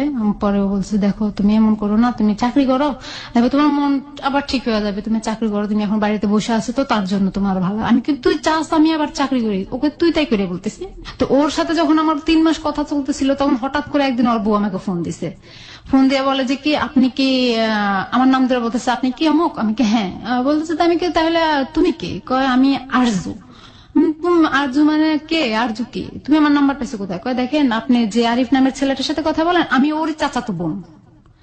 আমি কি তুমি আমার নাম্বার পাইছো কোথায়, ভাইয়ার সাথে তো আমার অনেক ফ্রি, তো ভাইয়া আমাকে তোমার কথা সব বলছে, ভাইয়া অনেক কষ্ট করেছে ছোট থেকে, তুমি ভাইয়াকে কোনোদিন কষ্ট দিও না। আমি কিন্তু তুমি কি হো, তোমার কি বিয়ে হয়েছে, কয় হ্যাঁ আমি ওর যারা তো বোন হয়, আমার বিয়ে হয়েছে, আমার স্বামী বিদেশ, আমার একটা মেয়ে আছে, আমার শ্বশুর বাড়িতে কেউ থাকে না দেখে, কেউ নাই দেখে, আমি একলা মানুষ তো তাই আমি আমার বাপের বাড়িতে থাকি। তো এই কথাটা বলার পর আমি ওই কথাটা তখন ওর কাছে তুললাম যে তাহলে তোর বউ আমাকে এই কথাটা বললো কেন, আর ঝুঁকে, কয় আমার বউ। আমি তো তাহলে তোর বউ এই কথাটা বললো কেন যে তুই ওর চাচাতো ভাই লাগছ, তোর যারা তো বোন লাগে, বললো যে কি এই কথাটা ওই কারণে বলছে। আমি ওকে বলছিলাম যে ও যদি এই কথাটা না বলে তাহলে ওকে আমি তালাক দিয়ে দেবো, এই কথাটা ভয়তেও বলছিল। বলে আমি একটা জিনিস ছিল কি ওর সাথে কথা যখন বলতাম, ও আমাকে যখন সুন্দর করে মাথায় হাত বুলায় একটা কথা বলতো আমি ওর কথাটা মাইনা নিতাম। রাগ করলে, হাজার রাগ করলে ওর মুখের দিকে তাকায়, আমি রাগটা আমার মানে আমি রাখতে পারতাম না। আর পরে আমি আমার আরিফের কথাটা বললাম। মা কি আরিফ সম্পর্কে জানতো আপনার? আম্মাকে সব খুলা বলছি। কবে বলেছেন এটা? ওই যে ওর সাথে যেদিন বিয়ের পরে, বিয়ে মানে এটা কি যখন আপনি জেনেছেন যে আরিফ বিবাহিত তখন বলেছেন নাকি তার আগে না বলেছেন? না তখন বলেছি, ওর বিয়ে হয়েছে এটা শোনার পরে বলছি। শোনার পরে আপনি কেন বলতে গেলেন? শোনার পরে আমি বলতে গেছি কারণ আমি আমার কষ্টটা আর মনের ভিতরে চাপায় রাখতে পারতেছি। সে কারণে আপনি মার কাছে বলে মনটা একটু হালকা হ্যাঁ, করতে চাপায় রাখতে পারলাম না, তো আমি তো মাকে বলেছেন আপনি বিয়ে করেছেন আরিফকে? হ্যাঁ, আরিফকে বিয়ে করছে। কেন বললেন? আরিফের যে আরেকটা বউ আছে সেটা আমি বলি নাই আম্মাকে। তাহলে আপনি তো বিয়ে করেননি, মাকে আপনি কেন বললেন? কারণ না হলে আমি যে 4 দিন যে চিটাগাং ছিলাম, আমার কাছে বারবার জানতে চাইতেছে 4 দিন মার কাছে হালকা হতে গিয়ে আপনি মাকে মিথ্যা কথা বললেন? হ্যাঁ, তার 3-4 দিন পরে আমি ঢাকা চলে গেলাম। ওই 3-4 দিনের সাথে আমার যোগাযোগ ছিল। পরে আমি ঢাকা চলে যাওয়ার পরে আমি আমার মেজো মামার বাসায় চলে গেলাম। ওখানে যে চাকরি টাকরি করতেছি, আলাদা রুম নিলাম, আলাদা রান্না বাড়া করে খাইতেছি। এখন আর মেজো মামার বাসায় খাই না, তা আলাদা রান্না বাড়া খাইতেছি। ও কি করছে, ও আমার বললো যে আমি আমার শ্বশুরে বলছি আমি বিদেশ যাবো, আমার শ্বশুর আমাকে অনেকগুলো টাকা দিবে। আমি তো কি করবা তারপরে টাকা নিয়ে, বলছি টাকা নিয়ে আমি তোমার কাছে চলে আসবো। মানে সামহাও আপনাকে ম্যানেজ করার চেষ্টা করছে, রাইট? হ্যাঁ। ওকে। পরে ও টাকা দিছে, ওর শ্বশুর ওকে 42,000 টাকা মনে হয় দিছে। ও আমাকে যেটা বলছে যে 42,000 টাকা দিছে। তো বিদেশ যাওয়ার জন্য একটা মানুষ যেভাবে প্রস্তুতি নেয় আর কি, যে বিদেশ যাওয়ার সময় বাংলাদেশ থেকে মা ভাই বোনরা অনেক কান্নাকাটি করে, ওটা করছে ওর মা বোন নাকি। পরে ওই যে বিদেশ যাওয়ার সময় ছেলেরা নাকি যেটা খাইতে বেশি ভালোবাসে সেটা দিয়ে দেয়, তো ওর সাথে ও অনেক কিছু দিয়ে দিছে, কাপড় চোপড়। তার মানে একটা বিদেশ যাওয়া যেন কোনো কিছু কিনতে না হয়, ওগুলো সব ব্যাগ, 2টা ব্যাগে বইরা ও ঢাকায় একদম আমার কাছে বাসায়। মানে আলটিমেটলি আপনার কাছে এসেছে, কিন্তু সবাই জানে যে সে বিদেশ চলে গেছে। ওর বউ পরে সবাই জানে ও বিদেশ চলে গেছে। তো আমি কি শুনো যেটা তাহলে তুমি করলা কেন এটা, তোমার জন্য আমার খারাপ লাগতেছে, তোমাকে দেখে আমার খুব খারাপ লাগতেছে, তুমি যে আমাকে অনেক এখানে আসার পরে যখন ফার্স্ট তোমার সাথে দেখা হয়েছে তুমি আমাকে গরমে বাতাস টাতাস করছো, গরমের দিন ছিল বাতাস টাতাস করছো, তো আমার তখন খারাপ লাগছে তোমাকে দেখা, অনেক ক্লান্ত ছিল, তুমি রাতে 2টা পর্যন্ত আমার সাথে গল্প করে, আবার ভোর 4টা ঘুমায়, 2টা বাজে ঘুমায়, আবার ভোর 5টা বাজে আজানের সময় উঠে আমার সাথে নাস্তা রাঁধছো, ওইটা দেখে আমার খুব খারাপ লাগছে। একটা মেয়ে কিভাবে এত ভালো হতে পারে, আর হলো গিয়া তুমি তোমার হাজবেন্ড তোমাকে, তোমার মতো মেয়েকে কিভাবে ছাড়া আরেকটা ছেলেকে আরেকটা মেয়ে বিয়ে করছে। আমি কই সেটা তার রুচি, ওগুলার তুলনা। পরে ওর সাথে এভাবে চলতেছে প্রায় 2 বছর, ওর সাথে এইভাবে সম্পর্ক। আমার একই ঘরে বাড়িওয়ালারাও জানতো যে ও আমার হাজবেন্ড, বাড়িওয়ালাদেরকে বলছি যে ও আমার হাজবেন্ড, আমি বাড়িতে যাই বিয়ে করছি। আলটিমেটলি আপনি তো বিয়ে করেন নাই, মানে সব জায়গায় বলে বেড়াচ্ছেন আপনি বিয়ে করেছেন। বিয়ে করছি, হ্যাঁ, কারণ না হলে তো ওর সাথে একসাথে অবিবাহিত থাকা তো সম্ভব না। অবিবাহিত। তখন আপনি কি মানে গার্মেন্টসে কাজ করতেন? ঢাকাতে গার্মেন্টসে কাজ করতেন? গাজীপুরে। ওকে। পরে একটা জাপানি ইয়াতে লিডার হিসেবে ছিলাম, কোয়ালিটি লিডার হিসেবে ছিলাম, ভালোই বেতন পাইতাম, ভালো সম্মান ছিল ওইখানে আমার। ও আমি চাকরি করে ওকে খাওয়াইতেছি। তো ও বললে কি সালাউদ্দিন নামে একটা লোক ছিল, ও জাপানের দোভাষী ছিল ওই গার্মেন্টসেই। তো দুবাসী ছিল। ওই সালাউদ্দিন ভাই আবার জানতো আমি যে ওই যে বিদেশির ইন্টারভিউ দিছিলাম, সেই সময়টাতে আরিফ আপনার সঙ্গে থাকা শুরু করেছে, আপনার ওখানে থাকে। ওকে। আমার সাথে ওখানে থাকে। পরে ওই সালাউদ্দিন ভাই জানতো আমি যে বিদেশ যাওয়ার জন্য ইন্টারভিউ দিছিলাম, আমার পাসপোর্টে জমা দিয়েছি, শুধু 25,000 টাকা লাগবে, আমার হাতে টাকা নাই, সেই জন্য আমি বিদেশ যেতে পারতেছি না। তো সালাউদ্দিন ভাই আবার আমাকে 20,000 টাকা দিবে ওকে। বিদেশ যাওয়ার জন্য। এটা আবার আরিফ জানে যে ওই সালাউদ্দিন ভাই আমায় বিদেশের জন্য 20,000 টাকা দিবে। তো আরিফ বলছে যে কি, তুমি আরেকজনের কাছ থেকে টাকা নিয়ে তুমি বিদেশ যাবে কেন, তুমি বিদেশ যেতে পারবা না, বিদেশ ভালো মেয়েরা যায় না। মানে আপনি বিদেশ যাওয়ার জন্য ট্রাই করছেন? হ্যাঁ, গার্মেন্টস এর বিষয়ে অলরেডি আমার বেতন ধরা হয়ে গেছে, 16,000 টাকা বেতন। আমার মেডিকেলও করা হয়ে গেছে, মেডিকেলও টিকছি। পরে এখন এই অফিস থেকে বিদেশে যে অফিস যেখানে ইন্টারভিউ দিছিলাম, ওই অফিস থেকে বারবার আমাকে ফোন দিতেছে আমি টাকা জমা দিতেছি না কেন ব্যাংকে। এটা ব্যাংকে টাকা জমা দেওয়া লাগতো, তো টাকা জমা দিতেছি না কেন। আমার বান্ধবী সব টাকা জমা দিয়ে দিছে, রানী সব টাকা জমা দিয়ে দিচ্ছে, আমি জমা দিতে পারতেছি না। এখন আর বলতেছে আমার বিদেশ যাওয়া লাগবে না। আমি কি না, বিদেশ যাইলে তো আমার ভালো হবে, তুমি বাংলাদেশে থাকলা আর আমি বিদেশ থাকলাম, তো বেশি করে টাকা পাঠালে তুমিও বিদেশ চলে গেলা, ব্যাস দুজন ওখানে সেটেল হয়ে গেলাম। আমার এটাই ছিল পরিকল্পনা। তো ও বলছে কি, তো আমার বউ, আমি কি শোনো, তুমি একটা কথা চিন্তা করো সবসময়, যেহেতু আমি যাই না ফেলাইছি, তোমার বউ আছে, তাহলে তুমি একটা কাজ করো, তুমি তোমার বউ কাছে যাইতে পারবা না। কেন? আমি কি না, তুমি তোমার বউর কাছে, তুমি যেহেতু বলছো এটা তোমার জোর জবরদস্তি বিয়ে, তোমার মতে না বিয়ে, তাহলে তুমি ওখানে যাও না, একটা কাজ করো, তুমি টাকা পয়সা দিও ওদেরকে ওখানে, আমি চাকরি করে যা বেতন পাবো তার অর্ধেক দিয়ে ঘর ভাড়া চালাবো আর তোমার খাবো, আর তুমি যা করবা তার বেতন পুরাটাই তুমি আমার বাড়িতে পাঠিয়ে দিও, তোমার টাকা আমার সংসারে, আমার ফ্যামিলি, আমার সংসারের দরকার নাই, আমার সংসার আমার টাকা হইলে এনাফ। মানে আপনি চাচ্ছেন যে ও পার্মানেন্টলি আপনার সঙ্গে থেকে যায়? সেটা কি বিয়ে করে নাকি বিয়ে ছাড়া? বিয়ে করে। বিয়ে করে? হ্যাঁ। তারপরে কি বললো আরিফ? পরে আরিফ বললো আচ্ছা ঠিক আছে। তো বিদেশ আর যাইতে পারলাম না। তো বিদেশের ওই যা সালাউদ্দিন ভাই বিদেশ যাওয়া বলে যে টাকাটা আমাকে পরে আমাকে 20,000 টাকা দিচ্ছে, তো ওই টাকাটা দিয়া কি করলাম, আমরা দুজন চলে গেলাম চিটাগাং চলে গেলাম বেড়াইতে। ঢাকা থেকে বাসায় তালা দিয়ে চিটাগাং গেলাম বেড়াইতে। মোবাইল কিনলাম একটা, আমি আমার হাতে মোবাইলটা যেটা ছিল সেটা ভেঙে গেছে। পরে আমি মোবাইল কিনলাম একটা, ওই মোবাইলটাও আমাকে চালাইতে দিল না, আমার হাত থেকে নিয়ে নিল, বললো যেটা আমার মার জন্য একটা মোবাইল লাগবে। হ্যাঁ, আমি কোরিয়ান করে পাঠাই দিলাম, ঠিক আছে। পরে দুজন ঘুরে ফিরে চিটাগাং থেকে ঘুরে ফিরে আবার ঢাকায় আসলাম। ঢাকায় আসার পরে বাসায় চলতেছে, খুব সুন্দর মতো চলতেছে, খাইতেছি, আমি চাকরি করতেছি। ও বলে কি আমি নাকি চাকরি করলে, ও তার মানে ওর সাথে আমার এখন গ্যাঞ্জাম আস্তে আস্তে শুরু হচ্ছে। আজকে ঝগড়া করতেছে, কালকে আমারে মারতেছে, পরশুদিন ঝগড়া করতেছে, এরকম প্রতিদিন আমার সাথে ঝগড়া, প্রতিদিন আমাকে ঝগড়া করে আমার সাথে মারে, প্রতিদিন আমাকে মারে, অনেক মারে। পরে হলো গিয়া বললাম তুমি আমার সাথে কেন মারামারি করো, তুই ইয়াতে যাই অফিসে যাই তুই বসের সাথে প্রেম করস। মানে আপনার এখানে থেকে আপনাকে গায়ে হাত তুলছে কন্টিনিউয়াসলি? হ্যাঁ, কন্টিনিউয়াসলি আমার গায়ে হাত তুলতেছে আর বলতেছে আমি নাকি ইয়াতে চাকরি করলে বসদের সাথে খালি প্রেম করি। আমি কি বসদের তো আর কোনো কাম নাই আমার সাথে, আমি কি এত বিশ্ব সুন্দরী যে আমার সাথে প্রেম করবে? কয় না প্রেম করে, আমি জানি। আমি কই তুমি আন্দাজ কিসের জন্য, তার মানে আমার সাথে ঝগড়া করার জন্য এগুলো করতেছো? তো তুমি যে তোমার বউর সাথে বাড়িতে কথা বলো তার জন্য কি আমি তুমি কিছু বলি নাকি? আমি আমার বউর সাথে কথা বলবো না তো কার সাথে কথা বলবো? আমি তো তা ভালো কথা, বউর সাথে কথা বলবো, তো আমার সাথে সম্পর্ক করছিল কেন? কয় তুই তাহলে আমার সাথে সম্পর্ক রেখে আরেক ছেলেদের সাথে কথা বলিস কেন? আমি কই কথা বলছি, আমি তো ডিউটি করতেছি, আমি অফিসিয়াল কাজের জন্য বসদের সাথে কথা বলতেছি, যেহেতু আমি লিডার হিসাবে আমার একটা দায়িত্ব আছে। পরে বলে যে কি না তুই চাকরি করতে পারবি না। তো আমার ওর চাপে আমি চাকরিটা ছেড়ে দিলাম।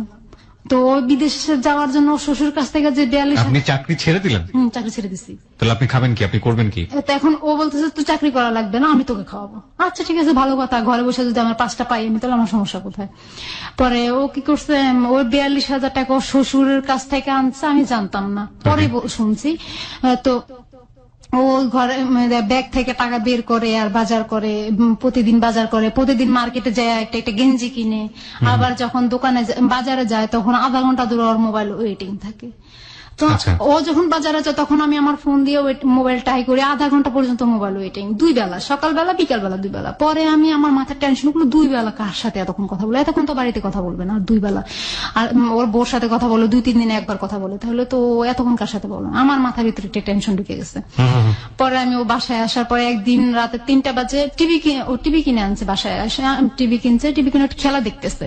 তো আমি ঘুমিয়ে পড়ছি, হঠাৎ করে ঘুমার থেকে চোখ ছুটে গিয়ে দেখি যে আমার পাশে নাই। পাশে নাই, ও আমার পাশে নাই, বাসার বারান্দায় দাঁড়ায় দাঁড়ায় কার সাথে জানি মোবাইলে কথা বলতেছে। তখন রাতে 3টা বাজে, 3:56 বাজে। আমি ঘড়ির টাইম দেখলাম, তখন 3:56। এত রাতে কার সাথে কথা বলে? এত রাতে তো কারোর সাথে কথা বলার কথা নয়। তো আমি আবার তখন উঠে দেখলাম যে কথা বলতেছে, খুব আস্তে আস্তে কথা বলতেছে, আমি শুনি নাই কথাগুলা। পরে আমি আবার ওরা দেখে আমি আবার যা শুয়ে রয়েছি, ঘুমের ভান্দুরা চুপ করে শুয়ে রয়েছি। ও কথা শেষ হয়েছে আর 5 মিনিট 32 সেকেন্ড কথা বলছে। কথা শেষ হয়েছে আর ও যা শুয়েছে, শোয়ার পর সাথে সাথে ওর ঘুম চলে আসছে। ও কি করছে, আমি ঘুম থেকে শোয়া থেকে উঠছি, উঠে ওর মোবাইলটা চেক করছি, দেখি যে একটা মেয়ের একটা নাম্বার। তো নাম্বারটা আমি ওই নাম্বারটা সুন্দর করে দেয়ালে লিখে রাখছি, কোথাও খাতায় লিখে রাখলে ও দেখতো। পরে আমি দেয়ালে লিখে রাখছি। পরের দিন সকালবেলা ও যখন বাজারে গেছে, সকালবেলা আমি ওই নাম্বারে ফোন দিচ্ছি। নাম্বারে ফোন দিয়ে দেখি যে চিটাগাং ছাগলনাইয়া নামে একটা জায়গা আছে, ওই জায়গার একটা মেয়েটার নামটা আমি জানি না, মেয়েটার নামটা আমাকে বলো না। মেয়েটার আরেকটা মেয়ে আছে, মেয়েটার হাজবেন্ড বিদেশ থাকে। তো ওই মেয়েটা, আমি এই তুমি কে? কয় আপনি কে? আমি তুমি আমার হাজবেন্ডের সাথে কিসের কথা বলো? রাতের 3টা বাজে কিসের কথা বলো? তোমার কি জামাই নেই? হ্যাঁ, আমার বিয়ে হয়েছে, আমার হাজবেন্ড আছে বিদেশ থাকে। আমি জামাই বিদেশ থাকে, তার জন্য তুমি এগুলো করো? তুমি আমার হাজবেন্ডের সাথে কিসের কথা বলো? কয়, কে এত আপনার হাজবেন্ড? আমি তুমি তার সাথে কথা বলো? সে কয়, তার নাম কি? আমি আরিফ। কয়, তার নাম তো আরিফ না, আমি যার সাথে কথা বলো তার নাম তো রাফি। আমি কি রাফি মানে কালকে 3টা বাজে তুমি কথা বলো না? এই নাম্বারটা দিয়ে কথা বলো না? হ্যাঁ। তো আমি কার সাথে? রাফির সাথে কথা বলতো। আমি রাফি নাও, নাম আরিফ। ওর আর বাড়িতে একটা বউ আছে, আমি ওর দ্বিতীয় বউ। এই কথাটা মেয়েটার কাছে আমি বললাম। তুমি পরে মেয়েটাকে অনেক গালাগালি করলাম, তুমি আমার মেয়ে, তুমি একটা বেয়াদব মেয়ে, তুমি আমার হাজবেন্ডের সাথে যদি কথা বলো তো তোমার খবর আছে। পরে মেয়েটাকে অনেক ধুমকি টুমকি দিলাম। পরে আবার দেখি যে কথা বলতেছে মেয়েটার সাথে, ও কথা বলে, কন্টিনিউসলি কথা বলা যায়। পরে আমি একদিন মেয়েটারে বললাম যে আসলে কি তুমি কি মানুষ নাকি আরো কিছু? একটা সংসার কিভাবে ভাঙো? কয়, দেখেন আমি আপনার হাজবেন্ডকে ফোন দিই না, আপনার হাজবেন্ডই আমাকে ফোন দেয় রাতের 12টা নাই 1টা। আপনার সঙ্গে থাকা শুরু করার কতদিন পরের এই ঘটনা? এটা প্রায় সপ্তাহখানিকের পরের ঘটনা। সপ্তাহখানিকের মধ্যে এই ঘটনা ঘটে গেছে। প্রিয় শ্রোতা, আমরা এই জায়গাটায় ছোট্ট একটা বিরতি নিতে চাই। আপনারা সবাই শুনছেন close up presence hello 8920 ABC radio FM 89.2 এ। আমি আরজে কিবরিয়া রয়েছে আপনার সঙ্গে, এবং আজকে এখানে পারভিনের জীবনের গল্প শুনছেন।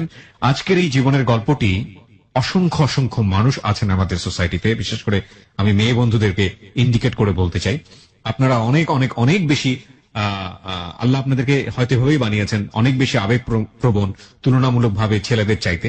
এবং এই আবেগের বশবর্তী হয়ে একটা মানুষ নিজের জীবনের জন্য কত বড় ভয়াবহ দুর্ঘটনা ঘটিয়ে ফেলতে পারে, তার একটা অসম্ভব অসাধারণ উদাহরণ হবে আজকের এই জীবনের গল্প। আমরা একের পর এক দেখতে পাচ্ছি যে জীবনে অনেকগুলো টানাপোড়েনের মধ্য দিয়ে যাচ্ছে আজকের এই অতিথি, যিনি পারভিন। মেনে নিচ্ছে, মানতে পারছে অথবা পারছে না, তারপরও এক ধরনের খড়কুটো নিয়ে বসবাস করে বেঁচে থাকার একটা অদম্য ইচ্ছা। নিঃসন্দেহে সে অবশ্যই আরিফকে ভালোবাসতো, নইলে সে জায়গা দিত না। এবং আরিফের বিবাহিত জীবন জানার পরেও তার মেনে নেওয়ার পেছনে অন্যতম একটা কারণ ছিল সে নিজেও বিবাহিত। ওই মেয়েটার সাথে আমার কথা হলোর পরে মেয়েটা বললো যে এরকম। পরে আমি আরিফকে বললাম যে দেখো, তুমি এরকম কেন করতেছো? তোমার কি আমাকে দিয়ে হচ্ছে না? কই আমি মেয়েটার সাথে কথা বলতেছি না, কোনো মেয়ের সাথে আমি কথা বলতেছি না। আমি তাহলে এটা কি? এমনি আমার কাছে ফোন দেয়। আমি কি মেয়েটা তোমার কাছে ফোন দেয় না, তুমি মেয়েটার কাছে ফোন দাও, তাহলে এটা প্রমাণ হয়ে যাক। ওকে। পরে বলতেছে কি প্রমাণ? আমি কই তাহলে মেয়েটার কাছে আমি ফোন দেই। আমি মেয়েটার কাছে ফোন দিতে গেছি, ঠিক সেই সময় সে আমাকে একটা থাপড় দিলাম। আপনি আমাকে একটা জিনিস বলেন, যে আপনাকে বিয়ে করেনি, কন্টিনিউয়াসলি ভাবে অত্যাচার করছে, চাকরি থেকে ভাগাই নিয়ে আসলো, সেটাও আপনি মেনে নিলেন। এগুলো অত্যাচার আপনি কেন মানতেন ওর? এগুলো অত্যাচার আমি মানতাম, তাকে অনেক ভালোবাসতাম। আপনি মেনে নিলেন। এগুলো অত্যাচার আপনি কেন মানতেন ওর? এগুলো অত্যাচার আমি মানতাম, তাকে অনেক ভালোবাসতাম, অনেক এতটাই ভালোবাসতাম যে আমি আমার নিজের চেয়ে ওকে বেশি ভালোবাসতাম। আমি that is the ultimate true answer. প্রিয় শ্রোতা, যাকে মানুষ ভালোবাসে তার শত অন্যায় চোখে পড়ে না, কেন জানি পড়ে না। কিন্তু কথা হচ্ছে, অন্যায়েরও একটা লিমিট থাকে। লিমিটলেস অন্যায় সত্যি সত্যি কি ভালোবাসাকে বাঁচিয়ে রাখতে পারে শেষ পর্যন্ত? চলুন দেখা যায়। বলুন তারপর। পরে ও আমাকে অনেক, ওয়ালের সাথে বাড়ি দেওয়ার পর আমি চেঞ্জলেস হয়ে গেছি। পরে চেঞ্জলেস হওয়ার পরে ও আমাকে হুশ করছে। হুশ করার পর আমার কিচ্ছু মনে নাই। ওর আগে যে ও আমাকে কি করছে আমার কিছুই মনে নাই, কিভাবে আমি এভাবে হয়েছে সেটা আমার কিছুই মনে নাই। আমি শুধু এতটুকু আমার খেয়াল আছে যে আমার মাথার উপর পাড়াই ধরছিল। মাথার উপর পা রেখেছিল? মাথার উপর পা দিয়ে উঠে দাঁড়াইছিল, এটাও আমার মনে, এতটুকু আমার মনে আছে। পরে আমি বললাম যে আমি নিচে শুয়ে, পাকার ভিতরে শুয়ে রয়েছি কেন? তুমি পড়ে গেছিলা। তারপরের দিন ও বাড়িতে আসছে, আমাকে বলতেছে কে? আমি একটু মোহাম্মদপুর যাবো। আমি কেন? আমার বন্ধু আসে, ওর সাথে দেখা করবো। তো ঠিক আছে যাও। ও মোহাম্মদপুরের কথা কয়ে ও চলে গেল বাড়িতে। ওর বাড়ির সবাইকে বলে দিল কি ক্যান্সেল হয়ে গেছে ওর ভিসা, চলে আসছে। পরে বাড়িতে গেল, ওপেনলি ভাই বাড়িতে গেল, বাড়িতে 4 দিন ছিল ওর বাড়িতে। আমি বলতেছি কি তুমি আসতেছো না কেন? বলে যে আমি তো এখানে আসে বন্ধু বান্ধব আসতে দিতেছে না। পরে আসার পরে আস্তে আস্তে রাতের 12টা বাজে গেছে। এর মধ্যে রোজা চলে আসলো, একটা রোজা ও থাকে না, আমাকে থাকতে দেয় না। পরে ও রোজার ঈদও গেল, কাপড় চোপড় নিজে কিনলো, ও আমাকে কাপড় চোপড় কিনে দিল না। ওর কাপড় চোপড় কিনা আবার ওর মেয়ের জন্য কাপড় চোপড় কিনা বাড়িতে পাঠিয়ে দিল। পরে সুন্দরভাবে ঈদ কাটলো। ঈদ কাটার পরে বলছে কি তুমি এখন কি করবা?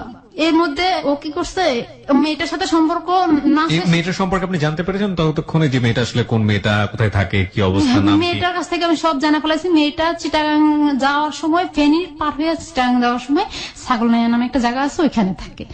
হ্যাঁ, তো আমি বললাম মেয়েটার সাথে ওর কন্টিনিউ এখনো চলতেছে প্রেম। ওর ঝগড়া হয়ে আমি 25টা ঘুমের ট্যাবলেট একসাথে খাওয়া ফেলাই। খাওয়ার পরে আমি সেন্সলেস হয়ে পরে প্রায় 20 মিনিটের মধ্যে আমি সেন্সলেস হয়ে পড়ার পরে আমি আর কি হয়েছে জানি না। পরে আমার হসপিটাল নিয়ে গেছে, হসপিটাল নিয়ে যাইয়া আমার ওয়াশ করাইছে, ওয়াশ করে বাসায় আনছে। আমি 2 দিন পরে আমার হুশ আসছে। ও বলতেছে ঠিক আছে বাড়িতে যাই, আমি ঘুরে আসি, কয়েকদিন থেকে আসি, ফ্রি হয়ে আসি সবার সাথে। বাড়িতে গেছে, বাড়িতে যাওয়ার পরে ও আর আসতেছে না। তখন ও যখন চলে গেছে 3-4 মাস হয়ে গেছে, ও আসতেছে না। পরে আমি চাকরি করতেছি, হঠাৎ করে। আপনি তো তখন চাকরি ছেড়ে দিয়েছেন, আপনার আবার কিসের অফিস? ও যে বাড়িতে যাবে 3 মাস চলে গেছে, 3-4 মাস চলে গেছে, ও আর আসতেছেই না। তখন কি মানে সেটা বুঝলাম, কিন্তু আপনি তাহলে কিসের অফিসে গেছেন? ও আমি আবার গার্মেন্টস চাকরি নিচ্ছি। ওই সময়টাতে আপনি আবার গার্মেন্টসে কাজ হ্যাঁ, আবার করেছেন? গার্মেন্টস চাকরি নিচ্ছি আমি। এভাবে তো বাসা ভাড়া বাইরে গেছে, 2 মাসের বাসা ভাড়া অলরেডি জমা হয়ে গেছে। স্যার আমি বলতেছি কি ব্যাপার, এভাবে তো চলে তো আমার এখান থেকে বের করে দিবে মানুষ, বাড়িওয়ালার বের করে দিবে, আমি কোথায় থাকবো? পরে আমি চাকরি নিলাম। চাকরি নেওয়ার পর ওর সাথে একসময় লাঞ্চে ঝগড়া হলো। ঝগড়ার পরে আমি ঘুমের ট্যাবলেট খেয়ে ফেললাম 10টা। মানে আপনি জানতেন ওর একটা বউ আছে, আপনি জানতেন যে ওর ক্যারেক্টার একটু ঝামেলা আছে, আপনি থাকা অবস্থায় আরেকটা মেয়ের সঙ্গে এরকম করছে, ওর বউকে একসাথে ও ব্লাফ দিচ্ছে, আপনাকে দিচ্ছে, আরেকটা মেয়ের সাথে আপনি ওকে হাতে নাতে ধরেছেন, তারপরও আপনি ওর জন্য এরকম করছেন? হ্যাঁ, তারপর আমি জানি না কিসের জন্য আমি ওর প্রতি এতটা আগ্রহ হয়ে গেছি, এতটা বেশি ওর প্রতি এত বেশি আমি ইমোশনাল হয়ে গেছি। That's really happen in love, প্রিয় শ্রোতা। একজন মানুষ যখন একজন মানুষকে লাভ করে তখন তার ভুলগুলো তার চোখে পড়ে না, অন্যায়গুলো তার চোখে পড়ে না। It happen. এটা শুধুমাত্র ওর জীবনে সত্য নয়, যারা শুনছেন তারা হয়তো খুব সহজেই সমালোচনায় দেখতে পারবেন, কিন্তু এটা ঠিক যে আপনি নিজেকে দেখেও প্রশ্ন করে দেখেন, এবং এরকম মানুষ হয়তো আপনার চারপাশেই রয়েছে যারা ভালোবেসে একের পর এক অন্যায় এবং ভুলগুলোকে মেনে নেয়, কিন্তু সেটার একটা শেষ বোধহয় থাকে। ওকে, বলুন তারপর। পরে আরিফ বলতেছে কি ও চায়, আরিফ উল্টা রানীকে বলতেছে কি যে ও চায় আমার সাথে সারাদিন ফোনে কথা বলার জন্য, ও চায় আমি ওর পাশে আমি সারাক্ষণ বসে থাকি। এটা কি আমার সম্ভব? আমার তো একটা বউ আছে, আমার তো বাচ্চা আছে, ওটাও জানে না, তাহলে ও এমন কেন করে? আরিফ উল্টা আমার দোষ দিতেছে ফোনের মধ্যে রানীর কাছে। তো রানী কাটা দেওয়ার পরে রানী বলতেছে কি দেখ উল্টা আরিফ তোর নামে বদনাম করতেছে, তাহলে তুই ওর জন্য এমন কেন করতেছিস? আমি এত কষ্ট বুঝি না, তোর আরিফ রায় না দে আমার কাছে। পরে আরিফ আবার ফোন দিছে, রানী বলতেছে তুই তাড়াতাড়ি আচ্ছা ঠিক আছে আমি পরের দিন আসতেছি। তা আরিফ আমার এগুলার পরের দিন আসলো। আসার পরে অফিসে আমার একটা পুরো বদনাম হয়ে গেছে, আমি এটা করছি যে ও এমন করছে, ও একটা লিডার হয়ে, কোয়ালিটির একটা লিডার হয়ে যদি এমন করে তাহলে ওর আন্ডার যারা চাকরি করে তারা কি করবে? পরে একটা বদনাম হয়ে গেছে আমার। আমি অফিসে আর যাই আমার তার মানে মুখ দেখাইতে পারতেছি না, এমন একটা অবস্থা হয়ে গেছে। পরে ও আরিফ আসছে, আয়সা বলতেছে তুমি এমন করতে পারো না। পরে আমি আবার কি করছি, ও যখন আসতেছে না, আসতে দেরি হইতেছে, পরের দিন আসতে বলতেছে, আমি কেন ও আজকে আসবে, আমি কি করছি আবার ব্লেড দিয়ে আমার হাত রাখছি, হাত আইকে একদম অনেকটা আঁকছি, মানে এই যে দাগগুলো এখনো আছে আমার হাতের মধ্যে অনেকটাই আঁকছি, তার মানে এখানে এমন ভাবে আঁকছি যে পরবর্তীতে আমার এই জায়গাটা পচে যাওয়ার অবস্থা।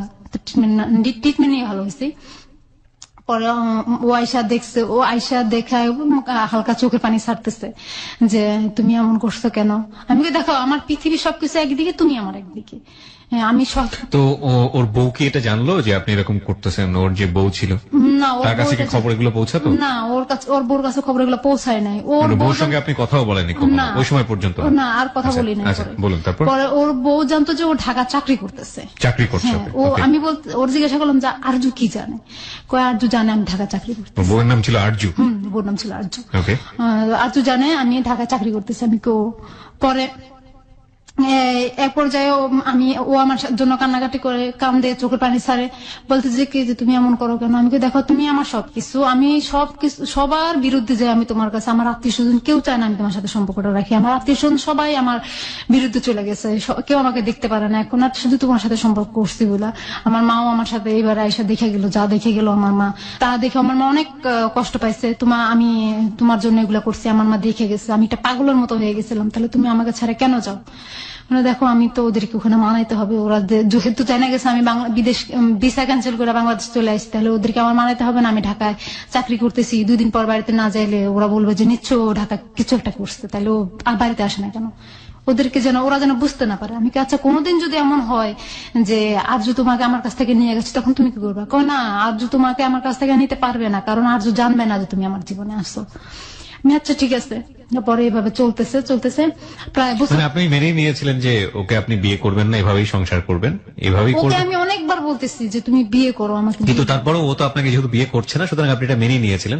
সামহাও ও থাকুক আমার লাইফে, যে কোনো ভাবেই হোক ও থাকুক। হ্যাঁ। এবং ওর আগের স্ত্রী নিয়েও আপনি কিছু বলতেন না, ওনাকে কি ডিভোর্স দেওয়ার কথা বলতেন আপনি? হ্যাঁ, আমি ওকে অনেকবার বলছি যে তুমি আর ও কি বলতো যে আমি ডিভোর্স দিব? ও বলছে যে না, আমি সবকিছু ত্যাগ করতে পারবো, আর যুগে ত্যাগ করতে পারবো না। আমি কেন ত্যাগ করতে পারবো না? কারণ যেহেতু আমার ওখানে একটা মেয়ে আছে, আমার মেয়েটার দিকে তাকায় আমি এটা করতে পারবো না, কারণ আমার মেয়েটা মা হারাবে, বাপ হারাবে, কিরকম দেখাবে? ওটা মেয়ে মানুষ, ছেলে হলে একটা কথা ছিল। আর হলো কি ওর বাপ আমার কাছে অনেকগুলো টাকা পাবে, আমি তো ওকে যদি তালাক দিতে হয় আমার কাবিনের টাকাটাও দিতে হবে, প্লাস আমি ওর বাপে আমাকে যে টাকাগুলো দিছিল বিদেশ যাওয়ার জন্য প্রায় 3-4 লাখ টাকা দিয়ে দিছে, ওগুলো দিতে হবে। তা আমি ওকেও তালাক দিতে পারবো না, টাকাগুলোও দিতে পারবো না। যেহেতু টাকাগুলো দিতে পারবো না, তাহলে আমি ওকে তালাকও দিতে পারবো না। আচ্ছা ঠিক আছে, তাহলে টাকা যখন হবে তোমার হাতে তখন তুমি ওকে দিও, তালাক দিও। আচ্ছা ঠিক আছে, দেবনি। এভাবে চলতেছে। ওদের সম্পর্ক ভালো ছিল না, স্বামী স্ত্রীর সম্পর্ক ভালো, ও আমাকে বলতো যে ওদের সম্পর্ক ভালো ছিল না, ওর বউ নাকি ওকে টাচ করতে দিত না, ও নাকি ওর বউর কাছে এভাবে বলছে, মানে সম্পর্ক সামহাও ভালো ছিল না। ওকে, আপনার কাছে সেভাবে উপস্থাপন করেছে। পরে এইভাবে চলতেছে প্রায় 2 বছর চলে গেছে এভাবে ঢাকায় একসাথে, আমাদের 2 বছর চলে গেছে। 2 বছর চলে যাওয়ার পরে ও কি করছে, আমার বলতেছে যে এখন তো এখানে এভাবে সম্ভব না, তো একটা কাজ করি, আমি মোহাম্মদপুর যে একটা চাকরি করি। ওই যে হারুনের কথা বলছিলাম, ওই হারুন ছিল আরজুর চাচাতো ভাই। পরে আমি ওর কাছ থেকে শুনলাম যে আমি কোথায় যাবো, হারুনের কাছে। আমি হারুন তোমার কি হয়, সত্যি করে বলো তো? বলে হারুন হয়েছে আরজুর চাচাতো ভাই। আমি তো সজীব, সজীব আমার খালাতো ভাই। আমি কই তো সজীব জানতো না তোমার যে বউ আছে? হ্যাঁ আছে, জানতো। আমি কই তাহলে জানতো, ও আমাকে বলে নাই কেন যে দেয়া তোমার বউ আছে? ও আমাকে বলে নাই কেন? আমি মানা করছি। আমি কই তাহলে হারুন বলে নাই কেন তোমার যে বউ আছে? ওকেও আমি মানা করছি। তাহলে এই 2টা মানুষ জানতো যে তোমার বউ আছে, তাহলে তারা তোমার সঙ্গে আমাকে দেখছে, তোমার সঙ্গে কতটা প্রিয় আমার সেটাও দেখছে, তাহলে আমাকে একটা বারের জন্য কেন বলে নাই যে তোমার বউ আছে? এবং তোমার বউ আমাকে বলে নাই তোমার, তাহলে তোমাদের কি প্ল্যান ছিল? আমাকে নিয়ে কি প্ল্যান ছিল? তোমাকে তো চিন্তামই না, কিসের প্ল্যান ছিল? আমি তো তোমাকে তো আমি চিন্তাম না, তোমার আমার বয়স আমি দেখি নাই কোনোদিন, তাহলে তুমি পরিচয় হওয়ার আগে, তাহলে তুমি কেন এটা করলা? তোমাকে আমার প্রথম দিকে ভালো লাগছে তার জন্য। ঠিক আছে, ভাবে চলতেছে। 2 বছর চলে যাওয়ার পরে বলতেছে চাকরি করবো। ঠিক আছে, যাও চাকরি করো। বলে ও চাকরি আর করে না, ও বাড়িতে চলে গেছে। ওর সবকিছু নিয়ে বাড়িতে চলে গেছে। এখান দিয়ে আমি ওই যে ওই চাকরি করতেছি, আজকে অসুস্থ, কালকে অসুস্থ। এর মধ্যে আমি আবার 3বার কনসেপ্ট করে ফেলে, 3বারই ও আমাকে এমআর করায়। আপনার প্ল্যান কি ছিল? আমার প্ল্যান ছিল আমি বাচ্চা নিব, কারণ বাচ্চা নেন, বিয়ে তো হয়নি। কারণ আমার খেয়াল ছিল যে আমার একটা ই ছিল যে আমি যদি বাচ্চা নেই, তাহলে ও বাচ্চাটা না আমাকে বিয়ে করবে। আর যেহেতু ও যদি বিয়ে করার পরে যদি বলে যে মেয়েকে আমি চিনি না, তাহলে আমার প্রথম প্রমাণ হয়েছে আমার বাচ্চা। এটাই ছিল আমার সবচেয়ে বড় প্ল্যান। তো আমাকে বাচ্চা নিতে দেয় নাই। পরে ও চাকরি করতে চলে আসছে, 2 বছরের পরে চাকরি করতে চলে আসছে। আমি চাকরি করতেছি, হঠাৎ করে আমি অসুস্থ হয়ে যাই। অসুস্থ হয়ে যাওয়ার পরে আমার চাকরি আমি ছেড়ে দিই। আমাকে এখন চাকরি করব না, আমি নিজেকে সুস্থ করব। পরে আমি অফিস করতে পারি না, আজও গ্যাপ দেই, কালো গ্যাপ দেই, তো আমাকে কয়দিন ছুটি দিবে?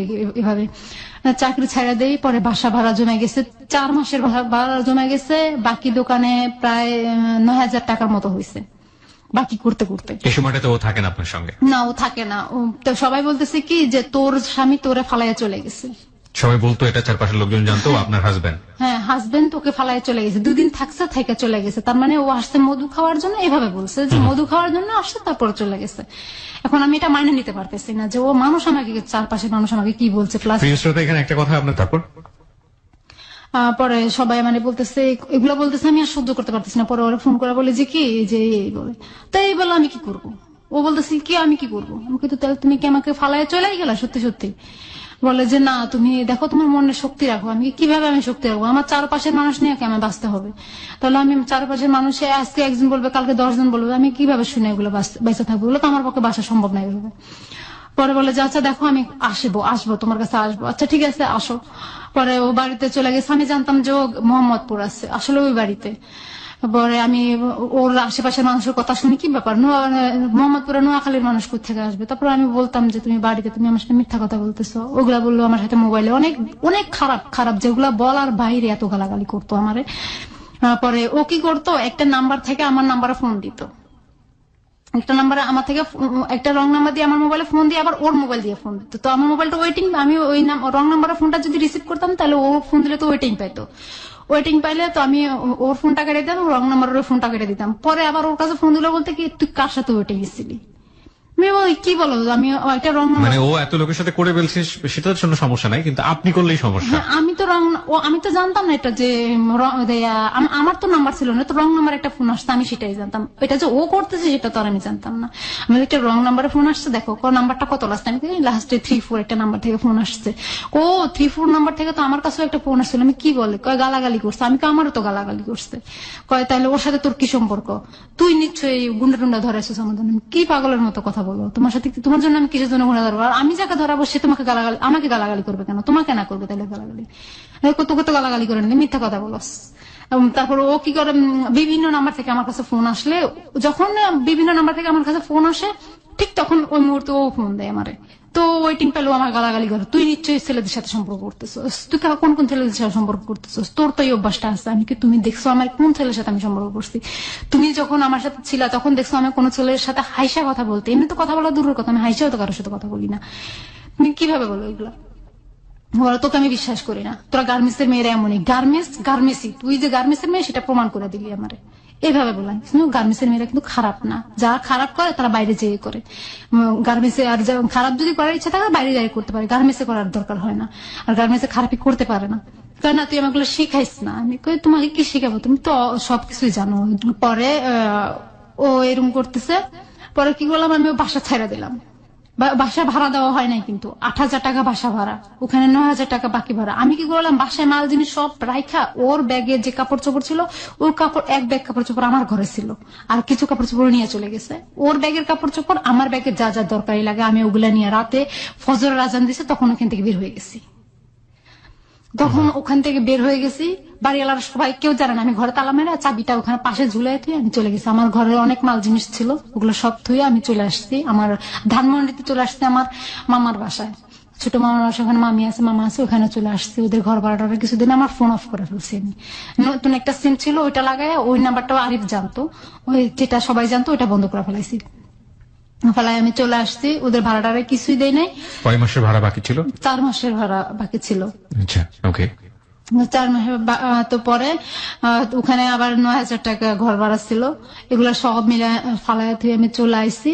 চলে আসার পরে তো ওই যখন এখান দিয়ে আবার একটু রেখে গেছি, তা ও যখন আমি এরকম দেনার ভিতরে পড়ে গেছি তখন ও আমাকে ফোন করে বলতেছে কি কিডনির ব্যাপারে একটা কথা বলো। কি বলবো, দেখো কিডনি কিনবি নাকি, কার কিডনি বিক্রি করবা তুমি? যে কার কিডনি, দেখো আমারটা বিক্রি করবো। আমি তোমার পজিটিভ কি পজিটিভ? কয় দেয়া বি পজিটিভ। আমি কি, দেখো তুমি পুরুষ মানুষ, তুমি কিডনি বিক্রি করো না, তোমার কাজ করে খাইতে হবে। আজকে যদি তুমি কিডনি বিক্রি করার কথা কেন বলতো? ও যে অনেক দেনা, অনেক ঋণ, ওর শ্বশুরের যে টাকাগুলা পাবে ওগুলা দেওয়ার জন্য। তারপরে আরেকটা লোকের কাছ থেকে ও 1,80,000 টাকা নিচ্ছে। বাবলু নামের একটা লোকের কাছ থেকে 1,80,000 টাকা নিচ্ছে, ওই যে বলতো যে ও বিদেশ পাঠাবে।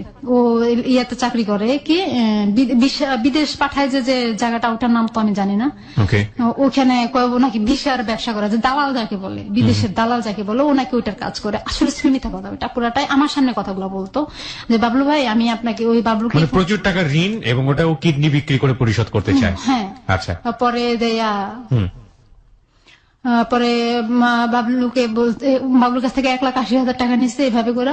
তো ওই বাবলুর টাকা দেওয়ার জন্য, ওর শ্বশুরের টাকা দেওয়ার জন্য। হ্যাঁ, এটা আমরা বুঝতে পারছি, এটা ক্লিয়ার হয়েছে। হ্যাঁ, হ্যাঁ। তো আপনাকে বলতো কিডনি বিক্রি, তারপর হ্যাঁ, তারপরে কিডনি বিক্রি করো। তো এখন আমি বলি যে, তুমি কিডনি বিক্রি করো না, একটা কাজ করো, তুমি তো পুরুষ মানুষ, তোমাকে কাজ করে খাইতে হবে। তুমি কিডনি বিক্রি করলে জীবনে কোনোদিন ভারী কোনো কাজ করতে পারবে না, আর কয়দিন পর তুমি অচল হয়ে যাবা। তোমার যদি বাচ্চা কাচ্চা হয় তাহলে তুমি ওদেরকে কিভাবে চালাবো? ওদের তো একটা ভবিষ্যৎ আছে। তাহলে এটা কাজ করি, আমি আমারটা করি। ও আমাকে শুধু এই কথাটাই বললো যে, না তুমি কইরো না, এটা তুমি করলে কেমন দেখাবে। এটাই এভাবে কখনো আপনার সঙ্গে থাকতো না, ও আমার সাথে মোবাইলে বললো এগুলা। কতদিন যাবত ওর সঙ্গে সম্পর্ক নেই? ওর সাথে আমার সাথে শারীরিক সম্পর্কটা না, শারীরিক সম্পর্ক না, আমি বলছি সম্পর্ক বলতে যেটা, যে আপনার সঙ্গে ওর কতদিন যাবত মানে দেখা নেই, দেখা সাক্ষাৎ নেই? প্রায় মাস দেড়েকের মতো ছিল না তখন। মাস দেড়েকের মতো ওর সংসারে গিয়ে, মানে আরজুর কাছে গিয়ে সংসার করছে। এবং যার উসিলাই আপনি বাসা নিলেন, সে বাসা ভাড়া না দিতে পেরে আপনি রাতের অন্ধকারে আপনি পালিয়ে গেলেন বাসা থেকে। তো সেই লোক আপনাকে কিডনি বিক্রির কথা বলছে, আপনি তার ধার দেনা পরিশোধ করার জন্য আপনি নিজে কিডনি বিক্রি করার কথা বলছেন। কেন বলছেন? কারণ ও আমাকে কান্নাকাটি করতেছে অনেক আমার কাছে, যে দেখো তুমি যদি ধার দেনাগুলো দেওয়া হয়ে যায়, আমি এগুলো সব কিছু ফলায় থুয়ে তুমি আর আমি কোথাও এক জায়গায় চলে যাবো, যাই চাকরি বাকরি করে, তুমি তো যখন গার্মেন্টসে চাকরি জানো, তাহলে চাকরি বাকরি করে খাবো। ও আমাকে যে মোবাইলে এত কথা বললো, এত গালাগালি দিল, সেটাও আমি আর মনে রাখতেছি না। আমি বলতেছি সে করতেই পারে, ভুল স্বাভাবিক। লাভ রানস ব্লাইন্ড, ভালোবাসা অন্ধ, কিন্তু সেই অন্ধত্ব কত ভয়ঙ্কর হতে পারে সেটা আরেকটু সামনে। আমরা ছোট্ট একটা বিরতি নিব আরো একবার। আপনারা সবাই শুনছেন close up presence hello 8920 ABC radio FM 89.2 এ। আমি আরজে কিবরিয়া রয়েছে আপনার সঙ্গে, এবং পারভিন আছে এই মুহূর্তে স্টুডিওতে। তাকে দেখার জন্য আপনারা চলে আসতে পারেন আমাদের ফেসবুক পেজ। তারপর বললো যে ঠিক আছে তুমি করো এটা। কত সালের কথা এটা মনে আছে? আজকে কত? না, আমার মনে নাই, প্রায় মনে হয় 2013-তে হবে। 2013 সালের দিকের কথা। আচ্ছা। পরে ও বলতেছে যে এগুলো তুমি করবা, কিভাবে করবা, এটা তুমি কোথায় যাবা, কার কাছে যাবা, কিভাবে করবা। তার মানে এটা স্বাভাবিক। ও এতটা সিরিয়াস দিয়ে বলতেছে না আমাকে, আমি তো বুঝতে পারতেছি ও এতটা সিরিয়াস দিয়ে বলতে পারতেছে না আমাকে। তবুও আমি করতেছি যে ঠিক আছে, ওর দেনার জন্য আমি করবো, যেহেতু ও আমাকে নিয়ে বলতেছে সংসার করবে, পুরো বাকিটা জীবনও আমাকে নিয়ে কাটাবে। তো আমি সেই অনুযায়ী একটা চৌরাস্তা একটা ডাক্তারের কাছে গেলাম। তো চৌরাস্তা ডাক্তারের কাছে গেলেন মানেটা কি? মানে আপনি তার পরের দিনই যোগাযোগ করা শুরু করে দিয়েছেন কিডনি বিক্রি করার জন্য? আপনি জানতেন কিডনি কি জিনিস? না, আমি জানতাম যে কিডনি শরীরের একটা অংশ, এবং এটা অনেক ক্রিটিক্যাল একটা জিনিস, যেটা পরে আমি ডাক্তারের কাছে গেলেন। ডাক্তারের কাছে গেলাম। তো ডক্টর কি করলো যে আমাকে বললো যে তোমার ব্লাড গ্রুপ চেক করা লাগবে। আপনি কোন ডাক্তারের কাছে গিয়েছিলেন? ডাক্তারের নামটা মনে করতে পারবেন? ইভেন ডাক্তারের নাম মনে না করলেও চলবে। মানে আপনি যখন ডাক্তারের কাছে গিয়ে বললেন যে আপনি কিডনি বিক্রি করতে চান, আমি সরাসরি কিডনি বিক্রি করবো এই কথা বলি নাই। তাহলে আপনি কি বলেছেন? আমি বলছি যে আমি একটু ব্লাড টেস্ট করবো, এই কথাটা বলছি। ফার্স্ট আপনি ব্লাড টেস্ট করতে গেছেন। আচ্ছা, তারপর? আমি বলছি যে ব্লাড টেস্ট করবো। ঠিক আছে, ব্লাড টেস্ট করবো, একটু বসো। সামনের রুমে বসাইছে, রিসেপশনের সামনে বসাইছে। বসানোর পরে উনি একটা ভিতরে একটা এক্সরে একটা রুম ছিল, তো ওই রুমের ভিতরে গেছে, ওখান থেকে আবার আসছে। ওখানে আইসা আমাকে বলতে চলো ওই রুমে চলো। আচ্ছা ঠিক আছে বল। ওই রুমে নিয়ে গেল, আমাকে নিয়ে বললো যে কি বলো এখন বলো। তো উনি আমার দিকে তাকাইতেছে বারবার, এমন ভাবে তাকাইতেছে আমি বুঝতে পারতেছি উনি খারাপ নজরে তাকাইতেছে আমার দিকে। পরে আমি বলতেছি আমি একটা কথা বলবো আপনার সাথে। কি কথা? আমি দেখেন আমার তো একটু সমস্যা। মিথ্যা কথা বললাম যে আমার বাবার তো ক্যান্সার হয়েছে, তো আমার চিকিৎসার জন্য টাকা লাগবে, অনেক টাকা লাগবে, তো আমি একটা কিডনি বিক্রি করবো। এই কথাটা তুমি এখানে বলছো, আর কোথাও বলো না, পুলিশ পেলে তোমার ধরে নিয়ে যাবে। আমি কি দেখেন আমার কিচ্ছু করার নাই। আর বলে যে তাহলে তুমি এটা ছাড়া আর কোনো কাজ, আমি আর কোনো কাজ আমার দ্বারা সম্ভব না, আমি এটাই করবো। ঠিক আছে, তোমার তো ব্লাড টেস্ট করা লাগবে। আচ্ছা ঠিক আছে, ব্লাড টেস্ট করেন। তো উনি ব্লাড টেস্ট করছে, কোনো টাকা নেয় নাই। বিনিময়ে উনি আমার সাথে ফিজিক্যালি রিলেশনটা করতে চাইছিল। মানে আপনাকে ডিরেক্টলি অফার করেছে? হ্যাঁ, ডিরেক্টলি অফার করেছে। পরে ডক্টর ডিরেক্টলি অফার করে যে ওনার সাথে আমি ফিজিক্যালি রিলেশন করার জন্য। আমি অসম্ভব, এটা আমার দ্বারা সম্ভব নয়। তাহলে তুমি কিভাবে কি করবো? আমি কিডনি বিক্রি করবো, তার জন্য কি আমি ফিজিক্যালি রিলেশন করবো নাকি? তো সেটা করলে আমি তো ফিজিক্যালি করার জন্য কত মানুষ করে থাকে টাকার বিনিময়ে, সেটাই করি আমি, তো সেটাই করতাম। তাহলে আমি কেন এখানে আপনার সাথে এটা করবো? পরে বলে যে আচ্ছা ঠিক আছে, তুমি ব্লাডটা টেস্ট করো। তো ব্লাড টেস্ট করে উনি আমার টাকা নেয় না ব্লাড টেস্ট করার সময়। তো আমি ওটা কি করছি, ব্লাড টেস্ট করায় বিকালে তুমি রিপোর্টটা নিয়ে যাবো। পরে আমি চলে আসছি, বাসায় চলে আসার পরে আরিফের সাথে আমার কথা হলো, আমি বললাম যে আমি ব্লাড টেস্ট করাইছি। তো ঠিক আছে, ভালো করছে, ব্লাড টেস্ট করা হয়েছে, এখন তাহলে কি করবা? আমি দেখি কি করবো। তো আমি, আমার হাতে টাকা ছিল না, আমি বললাম আমার হাতে তো টাকা নাই, তাহলে এখন আমি কি করবো? যে তুমি ইয়েতে যাও, ওই যে সরদি হসপিটালে যাও। আমি ওখানে কি করতে যাবো? আমি ওখানে কিডনি হসপিটালে যাও। আমি ওখানে যে তো বিজ্ঞাপন দিতে হবে। আমি আমার দ্বারা সম্ভব না, আমি বিজ্ঞাপন কিভাবে দেবো? মানে এটা আপনাকে আরিফ বলে দিচ্ছে এবং আপনাকে যা বলছে আপনি সেই কাজগুলোই করছেন? হ্যাঁ, সেগুলাই করতেছি। কেন করছেন? কারণ তাকে আমি অনেক ভালোবাসি, তার ঋণের জন্য। তার ঋণ শোধ করে দিবেন এবং তার সাথে একটা সংসারের স্বপ্ন। হ্যাঁ, সে ঋণ মানে ঋণ শোধ করলে সে তার ওয়াইফকে ডিভোর্স দিয়ে দিবে এবং তারপরে সে আপনার কাছে চলে আসবে। আমার কাছে চলে আসবে। এটা আপনি বিলিভ করেছেন? হ্যাঁ, সেটা আমি বিলিভ করেছি। পরে আমি কি করলাম, সরারদি হসপিটাল আসলাম। আমার পরে একটা লোকের সাথে আমার কথা হলো। তো ওই বৃদ্ধ লোকটা ছিল, উনি ভালোই ছিলেন। উনি আমার এই কথাটা বলার পরে উনি আমার বললেন যে কি বললেন আপনি? ডিটেইল জানতে চাই। আমি বলতেছিলাম যে আচ্ছা আঙ্কেল, এখানে কিডনি বিক্রি করার কথা হয় কোথায়, আর কিনে কোন জায়গা থেকে? তুমি কি করবা? আমি তো কিডনি বিক্রি করবো। কার? আমি কই আমার। তুমি কি পাগল হয়ে গেছো? কেউ যদি তোমাকে কিডনি বিক্রি করার জন্য নেয়, সে তোমার 2টা কিডনি রেখে দিলে তুমি কি করবা? আমার ভিতরে ওই ভয়টাও তখন নাই। আমি বলছি দেখেন আঙ্কেল, আমার খুব বেশি দরকার। কি দরকার? আমি আমার বাবাকে ইয়াতে ক্যান্সার হয়েছে, তো এখন আমি ওটা চিকিৎসা করা লাগবে। মিথ্যা কথা বললাম। পরে কয়েক যে শুনো, এটা এখানে বলছো, আর কোথাও বলো না, তুমি সোজা বাসায় চলে যাও, যেখান থেকে আসছো ওখানে চলে যাও।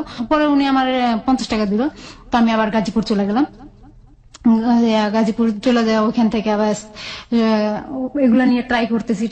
পরে হচ্ছে না দেখে আমি ওই যে বললাম যে বাসা ছেড়ে চলে আসছি। এগুলো হচ্ছে মাঝখানের কথা। পরে বাসা ছেড়ে আমি চলে আসছি। আসার পরে মামাদের বাসায় রয়েছি, ছোট মামার বাসায় রয়েছি। তো ছোট মামা বললো যে এখানে যে আসো, ওগুলো যে বাসাটা ছাইড়া দিয়ে যায়, বাসা ভাড়া ছাইড়া দিয়ে, এখন তো তুই তো আর ওইদিকে যেতে পারবি না। আমি ওইদিকে আর কি করতে যাবো, আমার কাজ কি ওখানে আর?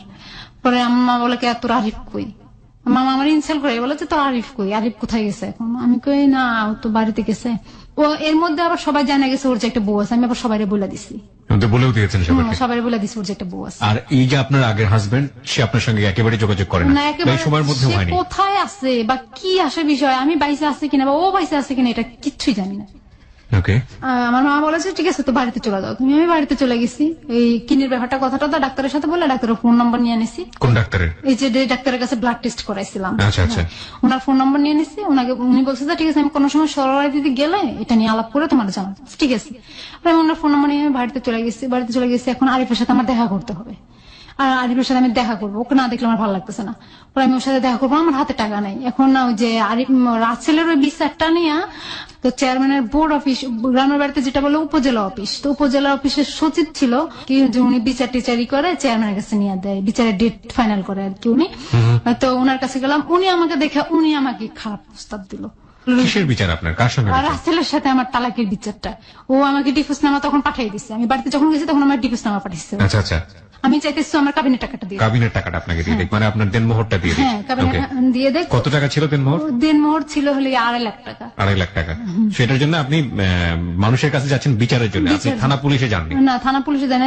আমি যে এলাকার যে মেম্বার ছিল আমার, সেই মেম্বারের কাছে গেছি বিচার চাওয়ার জন্য। উনি আমার কাকা হয়, কাকা ডাকি বড় গলায়। উনি আমাকে বললেন যে আমি যা বলবো তা শুনতে হবে, তাহলে আমি তোমাকে তাহলে বিচারে জিতাই দেবো। আমি কি শুনতে হবে আমাকে? আমার বললো যে তুমি আমার ফার্নিচে ছিল ওনার, ওখানে আসবা, সন্ধ্যার সময় আসবে। আমি কেন যাবো ওখানে? বলে তোমাকে চাকরি দিব।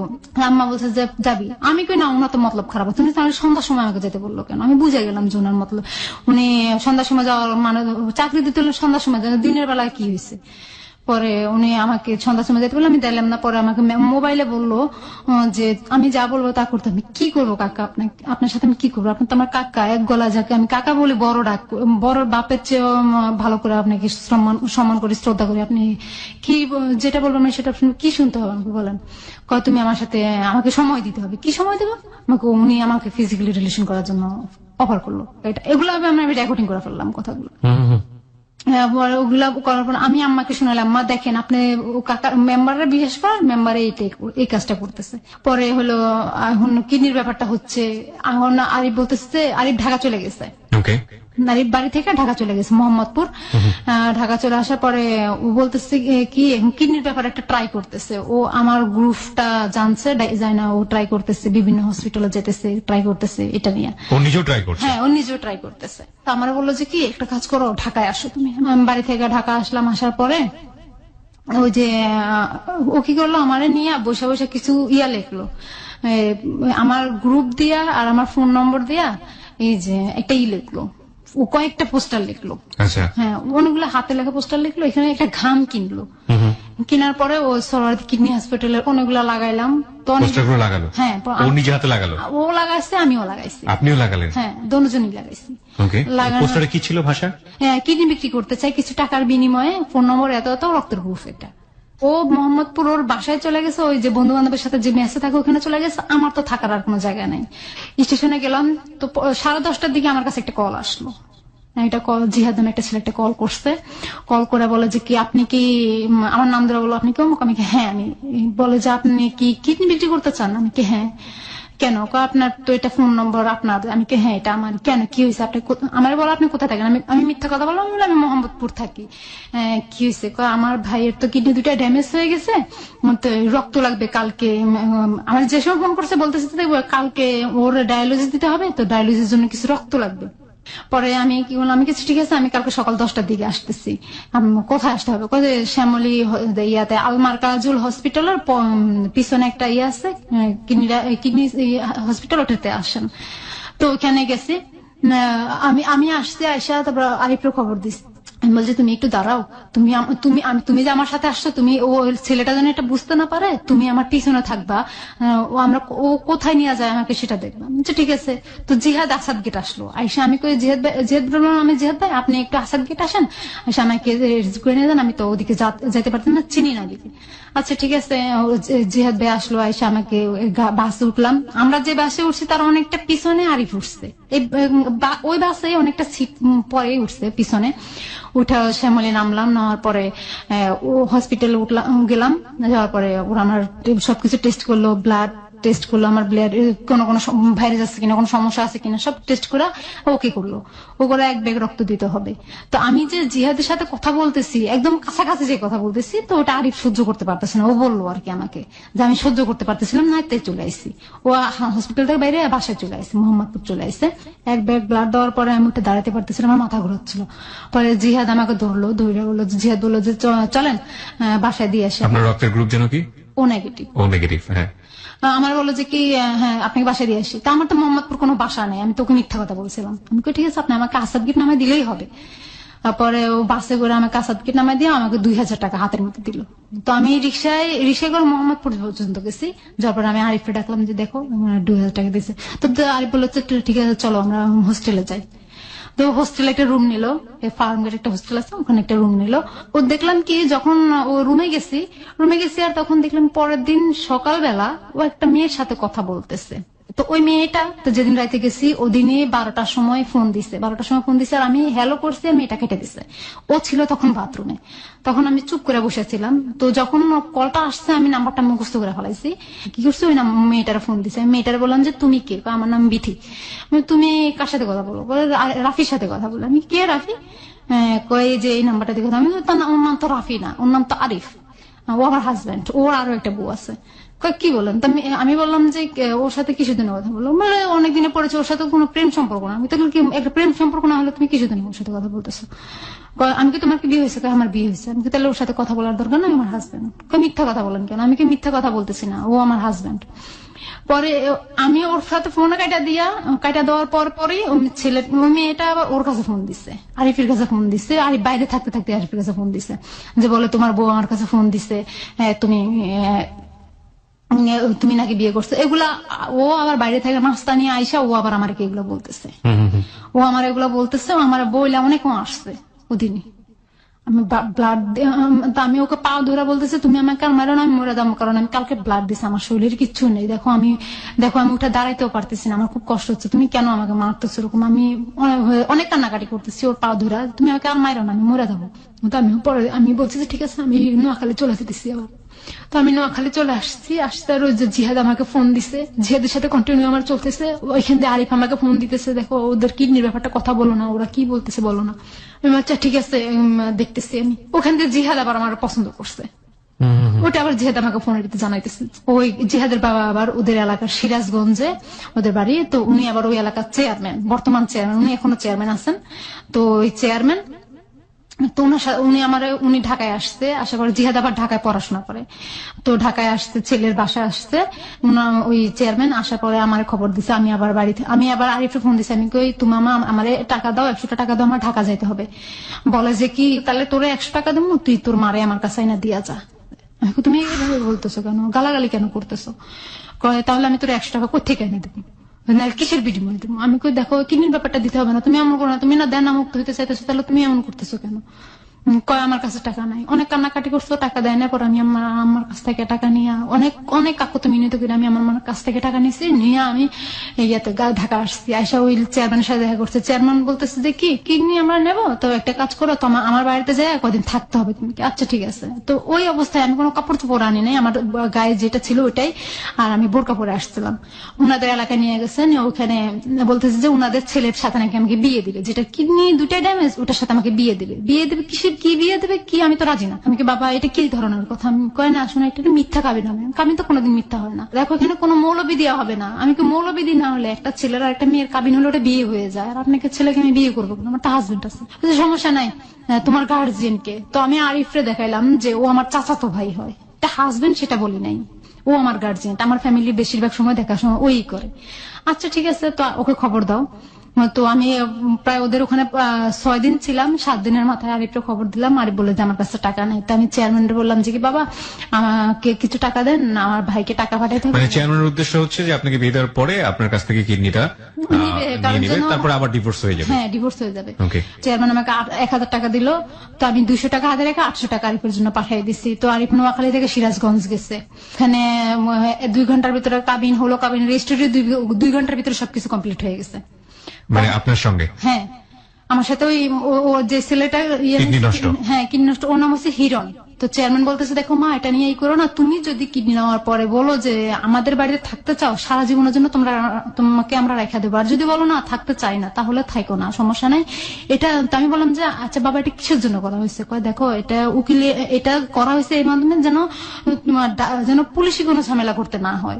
স্ত্রীর স্বামীকে কিডনি দিতেছে, এটাই কোনো ঝামেলা। আর টাকার লেনদেনটা কারোর কাছে বলবা না, সেটা তোমার ভিতরে আর আমাদের ভিতরে। টাকার লেনদেনটা কতদিন ছিল? 4 লাখ টাকা। এটা যখন আপনি ওদের সঙ্গে ডিটটা করছেন, এটা বিয়েটাও করে ফেললেন, আপনার পক্ষ থেকে সাক্ষী কেউ ছিল?